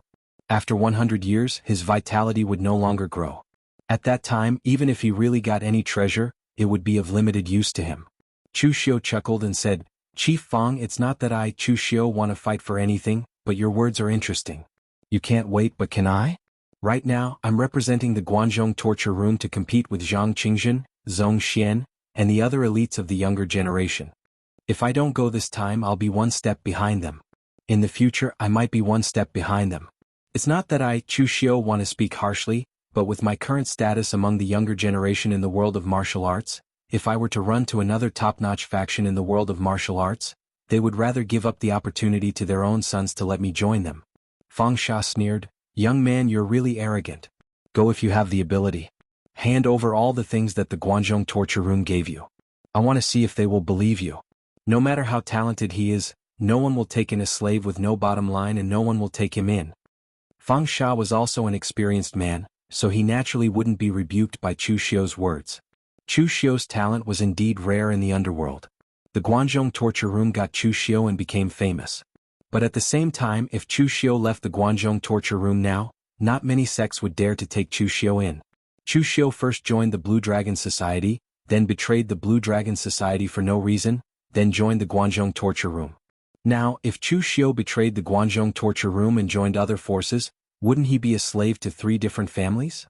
Even if he did it once or twice, he wouldn't be able to do it a third time. At that time, there would probably be a lot of people who would doubt Chu Xiu's loyalty. Those powers would also be worried that if they took in and nurtured Chu Xiu would betray them in the future. If that happened, wouldn't it be like drawing water with a sieve? Chu Xiu narrowed his eyes and looked at Fang Sha, saying coldly, Who are you calling a slave to 3 different families? Not long ago, because of Yin Buitong's matter, Chu Xiu had a fight with Fang Sha. The other party also used the sky-extinguishing earth-annihilating fist. At that time, Chu Xiu was still slightly inferior to Fang Sha in terms of strength. However, after being hunted down by Nie Rinlong, Chu Xiu's cultivation base did not make much of a breakthrough. However, he could sense that his strength had risen by a notch. Moreover, he faced several martial Dao grandmasters head-on several times in a row, and one of his opponents was Nie Rinlong, who was ranked on the Fengyin list. When facing these martial Dao grandmasters who had condensed the real pellet state again, Chu Xiu's state of mind also changed a little. These martial Dao grandmasters did not seem to be unattainable. Seeing that the tension between the two sides was getting stronger, Mei Qinglian suddenly said, This is an internal matter of the Guanzhong torture room, and it's not appropriate for a woman like me to butt in. However, from the perspective of an outsider, I still have something to say. However, and Liuyan said coldly, Since it's not appropriate for you to butt in, don't butt in. Since you know you're an outsider, why are you still talking nonsense? Guan Xiu looked at An Liuyan and said coldly, Madam, speak. Everyone is listening. And Liuyan looked at Guan Xiu and shouted in a low voice, Guan Xiu, are you crazy? Do you know what you're doing now? You're actually letting a woman express her opinion on such an important matter? And Liuyan was really a little angry at that moment. In fact, Fang Sha wasn't his man, nor was he Guan Xiu's man. It was just that neither of them wanted to submit to Guan Xiu completely.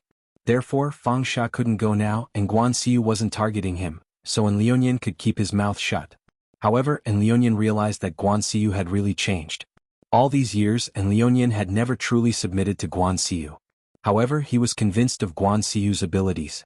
When she had first taken over the Guanzhong torture room, Guan Xiu had been really impartial. For the sake of the torture hall's laws, she had even crippled her personal disciple. This also made many warriors of the Guanzhong torture room see Guan Xiu's attitude. The entire Guanzhong torture room's atmosphere instantly became upright, and no one dared to violate the laws again. After all, Guan Xiu had dared to be so ruthless to her personal disciple. What else could they be lacking? Furthermore, Guan Xiu had colluded with the other 3 nations to acknowledge the Guanzhong torture room's status and led the torture hall to its current unprecedented status. Although An Liuyan hadn't submitted to Guan Xiu, he was truly convinced. At the very least, if he had been the hall master, An Liuyan knew that he wouldn't have been able to achieve Guan Xiu's level of talent. Therefore, An Liuyan had always been very low-key all these years. Even the punishment division was only in charge. Although he hadn't submitted, he hadn't caused trouble for Guan Xiu. He had even watched as Guan Xiu had placed his trusted aide, Si Ming, into the punishment division as the third leader. This was in Liuyan's attitude. After all, he was also a member of the Guanzhong torture room and had been nurtured by the Guanzhong torture room. Therefore he was happy to see the Guanzhong torture room grow stronger one day. However, at some point in time Guan Xiu had started to change. Not only was she no longer so enthusiastic about expanding the Guanzhong torture room, but she had also started to be anxious to maintain her position. Furthermore, she had planted her own forces in various areas. The iron-faced judge of the past had now developed his own selfish motives. As for when all of this had started, it had only started after that woman of unknown origins had appeared by Guan Xiu's side. Mei Qinglian's gaze was aggrieved. She put on a pitiful expression and said, "I just couldn't bear to see the Guanzhong torture room descend into internal strife over such a small matter. Therefore I just wanted to say a few words of justice. Since the great leader isn't willing, then I won't say any more. Don't affect our harmony." For some reason, Liuyan was infuriated when he saw Mei Qinglian like this. Anger surged in his heart, and he slammed the table and pointed at Mei Qinglian as he roared, "Demoness, how dare you sow discord here? Do you have the right to speak here?"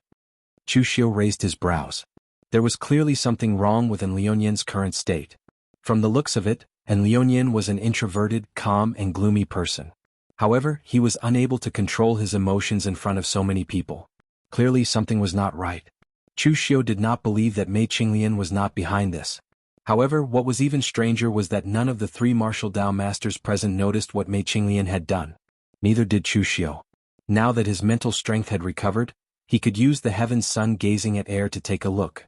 However, if he used the heaven's sun gazing at air in such a situation, not only would Chu Xiu be tricking Mei Qinglian, but he would also be tricking himself. When Guan Xiu saw this scene, the aura around him condensed to the extreme. It was as if he had transformed into a black hole, absorbing endless heaven and earth yuan qi into it. It was boundless and as terrifying as an abyss. Everyone present was incomparably shocked. They had all seen Guan Xiu fight before. Even when Xiahou Zhen came to fight over Chu Xiu previously, Guan Xiu had not revealed such a terrifying aura. And Liuyan also revealed a look of shock. It had been a long time since he had seen Guan Xiu fight. And Liuyan did not even watch the battle between Guan Xiu and Xiahou Zhen previously. It was only when he sensed Guan Xiu's aura again that Liuyan realized how powerful Guan Xiu was. In terms of time spent breaking through to the martial Dao master realm, Liuyan was more than 10 years earlier than Guan Xiu. However, Guan Xiu's current strength had probably left him in the dust.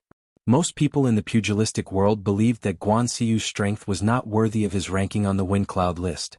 They felt that he was not qualified to be ranked in the top 10 on the Wind Cloud list and compete with those true Fire Spirit Refinement Realm powerhouses. It was not only the people in the pugilistic world who thought so. People like Liuyan and the others in the Guanzhong torture room thought so too. They felt that Guan Xiu's ranking was entirely due to Chu Kuanga's influence. In the end, Liuyan finally realized that putting aside whether Guan Xiu was worthy of his ranking or not, at least Guan Xiu was not as weak as he imagined. Chapter 540. Guan Xiu's aura had already condensed to a terrifying level. It was as if the entire punishment hall headquarters would be destroyed if this aura was released. And Liuyan glared at Guan Xiu. As he resisted Guan Xiu's aura with great difficulty, he gritted his teeth and said, "9 transformations of the divine power, heaven devouring." This technique originated from the remnant of the heaven devouring demon codex that I obtained when I killed heaven devouring demon codex. Now you are using it to deal with me? Guan Xiu's expression didn't change as she said, "The remnant of the heaven-devouring demon codex is still in the arsenal. Now, I only have the 9 transformations of the divine power that belongs to me. And Liuyan, I can tolerate whatever you've done all these years because you're a veteran of the Guanzhong torture room.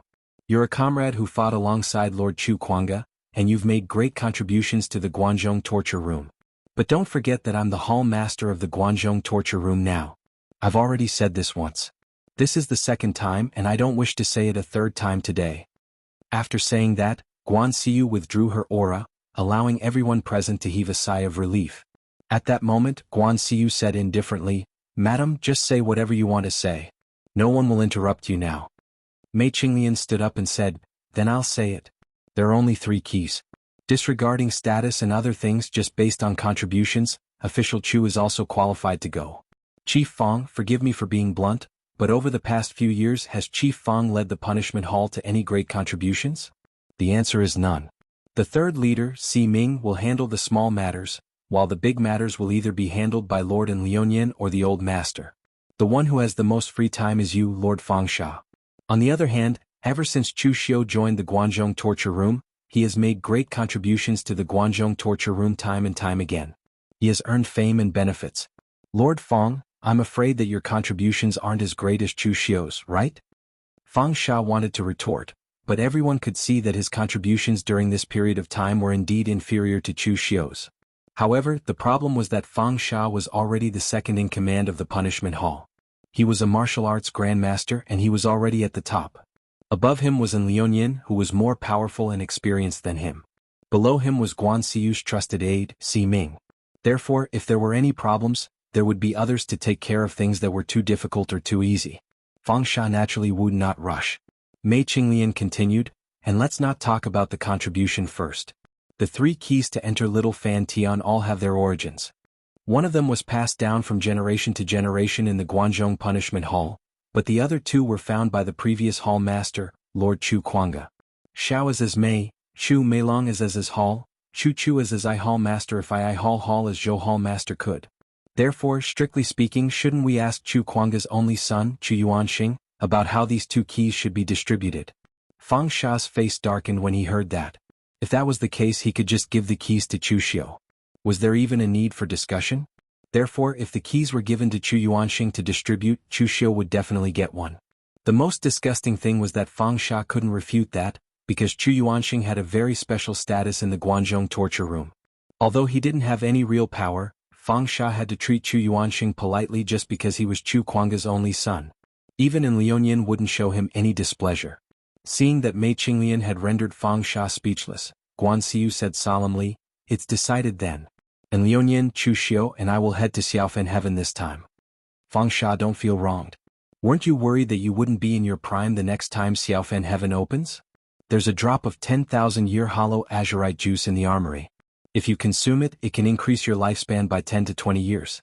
When you were cultivating the heaven-extinguishing earth-extinguishing oblivion-killing fist in your early years, you suffered a backlash once, causing your internal organs to suffer internal injuries. This drop of 10,000-year hollow azurite juice can also heal your internal injuries. Hearing Guan Xiu's words, Fang Sha's eyes still revealed a hint of unwillingness. He did want the drop of 10,000-year hollow azurite juice in the armory, but he could exchange for it after accumulating some more merit points. However, there were countless opportunities in Xiaofan heaven. What if he could obtain something more precious than the 10,000-year hollow azurite juice? Fang Sha stood up and said coldly, "Hall Master, I'm still unconvinced. I've made countless contributions to the Guanzhong torture room all these years. If it were anything else, I could give it to a junior like him, but I can't give up the right to enter Xiaofan heaven. If I, a martial Dao master, am not qualified to enter, what right does a junior like Chu Xiu have? Or could it be that I, Fang Sha, have fought for the Guanzhong torture room my entire life, but I can't compare to the contributions of a junior like him?" Guan Xiu frowned. She did not seem to have expected Fang Sha to be so persistent. Even after she showed her attitude, Fang Sha still insisted on going. Just as Guan Xiu was about to say something, Chu Xiu suddenly said, "Chief Fang, you keep mentioning martial Dao masters. Do you mean that anyone who is a martial Dao master is qualified to enter? Alright, let's not talk about status, influence and contributions today. We'll just talk about strength. If I win, this opportunity will be mine. Do you dare to accept the challenge?" Xiao Yi and the rest were shocked. Chu Xiu actually dared to challenge a martial Dao master? Although they knew that Chu Xiu had killed a martial Dao master before, that person was only a rogue cultivator and had limited strength. He could not be compared to Fang Sha, who was the second in command of the arrest division. Mei Qinglian also looked at Chu Xiu in surprise. Since when did this guy become so arrogant? In reality, Chu Xiu did not need to say anything. Since Mei Qinglian had persuaded Guan Xiu to replace Fang Sha with Chu Xiu, the key would belong to Chu Xiu no matter what. Now that Chu Xiu had taken the initiative to say something, it would be self-defeating if he lost. Chu Xiu narrowed his eyes at Fang Sha. Mei Qinglian was right. He had really become arrogant, and he wanted to vent his anger from being hunted by the righteous manner. After fighting with Nie Renlong, Chu Xiu realized that the so-called martial Dao master was not an unreachable existence. When Chu Xiu was very far from the martial Dao master realm, he would naturally feel a sense of reverence because of his strength. This was not fear but instinct. It was an instinctive reverence for strength. An ant like nobody who kept shouting that man could conquer nature and that he wanted to defy nature was just a joke. Only when one had strength that was close to the heavens would one be qualified to defy nature. Now that Chu Xiu had killed a martial Dao master and fought with a martial Dao master like Nie Renlong who was on the martial Dao leaderboard, he indeed had the right to be arrogant. He also had the right to be on equal footing with a martial Dao master. Didn't Fang Xia say that he was a junior? Chu Xiu would also tell Fang Xia that the so-called seniors and juniors did not look at age or seniority but strength. Fang Xia was stunned when he heard that. Then he laughed and said, "That's what you said. Oh master, you saw it too. It was Chu Xiu who took the initiative to fight me. I'm not bullying him." Guan Xiu frowned and looked at Chu Xiu. "Are you really ready?" Chu Xiu nodded and said, "Of course, in case someone is always unconvinced." Guan Xiu waved her hand and said, "Since that's the case, you guys can fight. However, remember not to get injured." Fang Xia chuckled and said, "Don't worry, Hall Master. I'll be careful." Chu Xiu also said calmly, "I know what I'm doing too." Fang Xia was a martial Dao master, and Chu Xiu also had the strength to kill a martial Dao master. The battle between the two of them was extremely destructive, so the few of them moved to the innermost training ground of the headquarters. This place was usually used by martial Dao masters like Guan Xiu to cultivate. It was filled with fortified defensive formations. Even if a martial Dao master attacked, they would not be able to break it completely. Fang Xia stared at Chu Xiu. He did not know where this kid got the courage to challenge him. During the conflict with Yin Badong previously, he had stood up for Yin Badong and exchanged a blow with Chu Xiu. Although Chu Xiu blocked his punch, which surprised Fang Xia, Chu Xiu was still far from him in terms of strength at that time. Although Fang Xia admitted that he was far inferior to Chu Xiu in the same realm, the two of them were now a major realm apart. Furthermore, they were in the martial Dao master realm, which was like the difference between clouds and mud. He had only been in closed-door cultivation for a few months. Could it be that Chu Xiu had made a breakthrough in closed-door cultivation? In any case, Fang Xia did not believe it. However, although that was what Fang Xia thought, he took the initiative to attack after he stood still. He threw a punch, and boundless killing intent condensed into a substance. The scarlet killing intent condensed into a fiend celestial phantom behind Fang Xia. Sky-extinguishing earth-obliterating oblivion killing fist was unleashed with all his might. Fang Xia was the leader of the enforcement division who had experienced hundreds of battles. His strength was obtained through killing, not through closed-door cultivation. Although he looked down on Chu Xiu, he did not show any mercy and attacked with all his might. Fang Xia had seen things like failing miserably in an easy task countless times, and he would not make such a mistake again. Looking at Fang Xia's punch, the corner of Chu Xiu's lips curled into a smile, and he also threw a punch. In an instant, his killing intent condensed and he entered the oblivion killing realm. He was also using the sky-extinguishing earth-obliterating oblivion killing fist. Everyone present raised their eyebrows at the same time. Was Chu Xiu provoking them?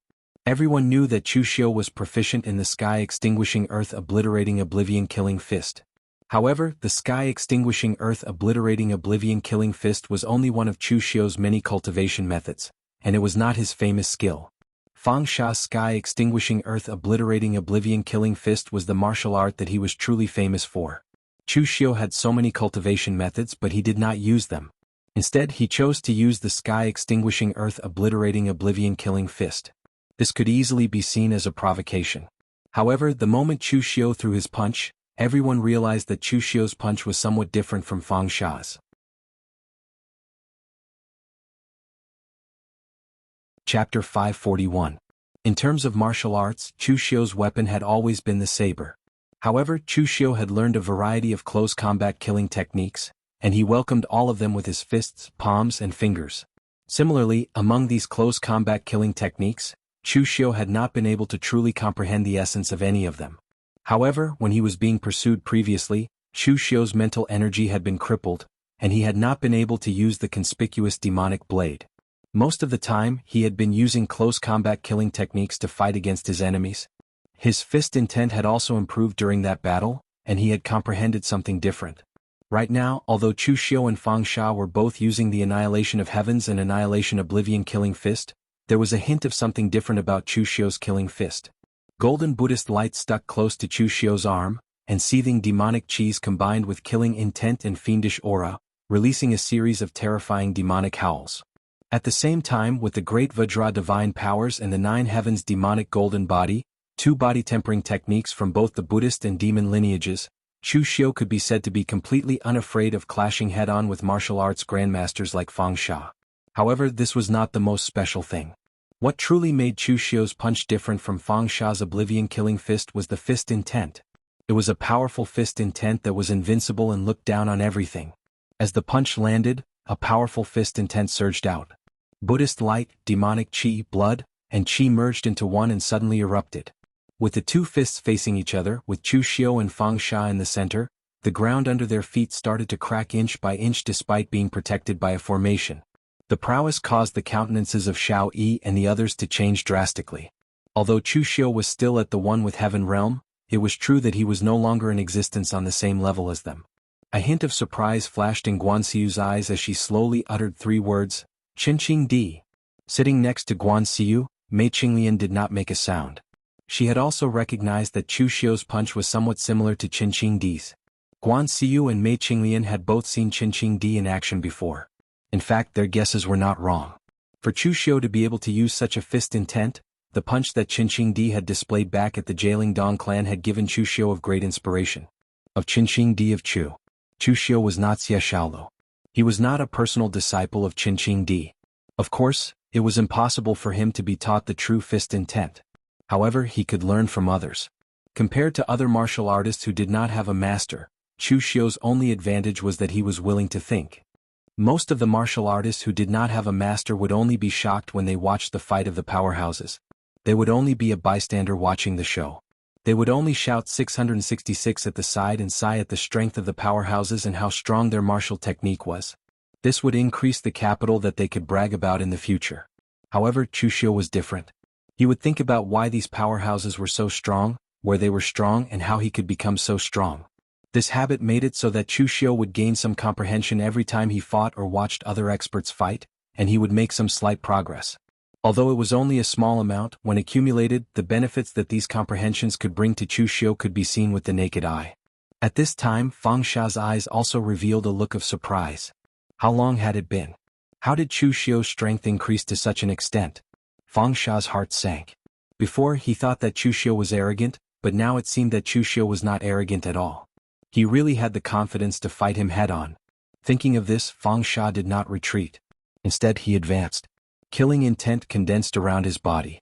Wisps of crimson gang qi filled his palms. Endless power of heaven and earth was drawn by it. In an instant, it turned into a large net that enveloped Chu Xiu. The strands of stellar energy that were filled with killing intent were all pervasive, sealing off all the places Chu Xiu could evade and enveloping him. So long as he was touched by even a strand, the strands of stellar energy would tighten tighter and tighter, and in the end, it would strangle Chu Xiu to death. Of course, Fang Xia would not kill Chu Xiu in front of Guanxiu. However, weapons had no eyes and fists and feet had no heart. It was still very necessary to teach Chu Xiu a lesson that he would never forget. Facing the all-pervasive net, the sun, moon, and stars in Chu Xiu's eyes rotated. He executed the heaven sun gazing at air to the extreme. Instead of retreating, he advanced. His figure was like a fish swimming back and forth in the net, but he was able to avoid being enveloped by the net every time. Seeing that Chu Xiu's figure was getting closer and closer, Fang Xia's heart was filled with impatience. What kind of trick is this Chu Xiu using? He can actually see through my thoughts and dodge in advance? A cold look flashed in Fang Xia's eyes. He formed a seal with both hands, and in an instant, boundless heaven and earth yuan qi surged into the threads of gang qi. With so much power surging into them in an instant, the threads of gang qi could no longer withstand it. With a loud bang they all exploded. Chu Xiu, who was in the center, had nowhere to hide at all. However, the moment the gang qi exploded, Chu Xiu also made a move. Chu Xiu held the fearless seal in his hand. Buddhist light bloomed around him, condensing into the phantom of Vairocana that appeared behind him. The Buddhist light shone for eternity, but it remained majestic in the midst of the explosion of the threads of gang qi. The great sun-shifting technique. This was a martial art that belonged to Master Tam Yuan. It was rarely seen among the Central Plains warriors, but its powerful explosive power could completely allow Chu Xiu to take a full-powered blow from a martial Dao master. Under the shroud of the Buddhist light, Chu Xiu's figure had already rushed in front of Fang Xia. As his fist landed, the Buddhist light and demonic qi bloomed with unparalleled power. Fang Sha harumphed coldly and unleashed the heavens-decimating earth-annihilating oblivion-killing fist. Compared to Chu Xiu's heavens-decimating earth-annihilating oblivion-killing fist, Fang Sha's punch was even purer. As the punch landed, Gang Qi exploded. However, Chu Xiu seemed to be unfazed by it and continued to throw punch after punch, completely clashing head-on with Fang Sha. However, the other spectators frowned. By doing this, Chu Xiu seemed to have the intention of attacking Fang Sha's strength with his own weakness. Although they admitted that Chu Xiu's explosive power was indeed very strong, he was not a martial Dao master after all and had not condensed the martial Dao true core. If he continued to clash head-on, the one who could not afford to waste time was still Chu Xiu. At the same time, Fang Sha also noticed this. He did not retreat at all and clashed head-on with Chu Xiu. Although Fang Sha's qi and blood were also boiling under the powerful force, Chu Xiu was not much better off. However, at this moment Chu Xiu suddenly withdrew his fist and took a few steps back. He formed a seal with his hands, and in an instant, boundless demonic qi erupted, triggering the qi and blood in Fang Sha's body. At this moment, Fang Sha suddenly had a bad feeling. I've been tricked. He had forgotten that Chu Xiu also knew the demonic book's demonic blood technique. Originally, the demonic blood technique was not very useful for martial Dao grandmasters. However, just now Chu Xiu had exchanged dozens of punches with Fang Sha, and each punch was full force. The power was so great that it was enough to shake the qi and blood in Fang Sha's body, and this was the best time to use the demonic blood technique. Fang Sha groaned in pain and his face turned red. The qi and blood in his body were boiling as if a pot was boiling. Boundless demonic qi shrouded him, and wisps of qi and blood were sucked out along with the demonic qi, floating around Chu Xiu's body, making Chu Xiu look even more evil at this time. Fang Sha roared, and the martial Dao true core rotated wildly in his body, accepting the world into his body and suppressing his body, finally suppressing the boiling qi and blood. However, at this time what greeted him was Chu Xiu's saber. An ultimate saber surrounded by endless blood qi and demonic qi. Everyone in the pugilistic world knew that Chu Xiu used a saber. At first, Fang Sha also found it strange that Chu Xiu did not use a weapon. Could it be that there was something wrong with his demonic saber? However, when the two sides fought to the extreme, Fang Sha also subconsciously ignored this point. It was only now that Chu Xiu finally slashed out this fatal saber. The blood qi absorbed from Fang Sha's body was not enough to condense into the blood-dissipating saber, but Chu Xiu condensed it on the edge of the saber, turning it into a blood-red blade that also had the effect of breaking the opponent's protective aura. Boundless demonic qi wrapped around the saber, surging and surging, like a saber slashed out from hell. It turned into a boundless mournful wail, slashing down on Fang Sha's head. Although Chu Xiu's previous attacks were not weak, they did not make Fang Sha feel threatened. But now this saber really made Fang Sha's hair stand on end. Therefore his first reaction was to retreat and his second was to dodge. However, just as Fang Sha moved, he felt a strange qi locked tightly on him. Fang Sha had just moved a little when Chu Xiu's saber momentum had already followed him closely.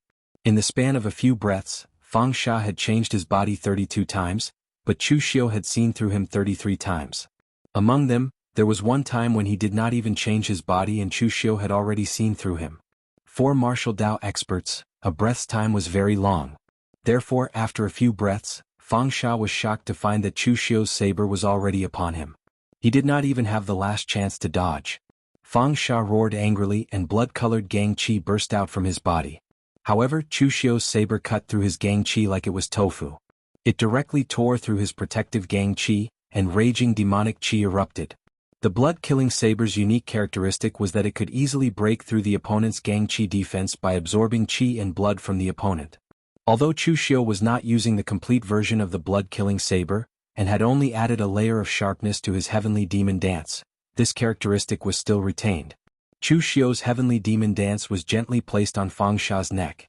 The extremely sharp aura caused Fang Sha's hair to stand on end, and his eyes were still filled with disbelief. I've actually lost. Chu Xiu did not withdraw his saber. He merely looked at Fang Sha and said indifferently, "Thank you for letting me win." In fact, he could have killed Fang Sha with a single slash just now. However, in the current situation, killing Fang Sha would not make things any easier for Chu Xiu. Moreover, if Chu Xiu were to kill Fang Sha in front of Guan Xiyu and Liuyin, he would really be treating the two martial Dao masters like decorations. You're tuning in to the Han Li's Wuxia Chronicles YouTube channel. We're so grateful for your support and don't forget to subscribe to join us on this incredible journey through captivating stories. Your generosity through donations truly makes a world of difference, as it's the primary source of revenue that allows me to expand and enhance this channel for you. Thank you from the bottom of my heart for being a part of this adventure.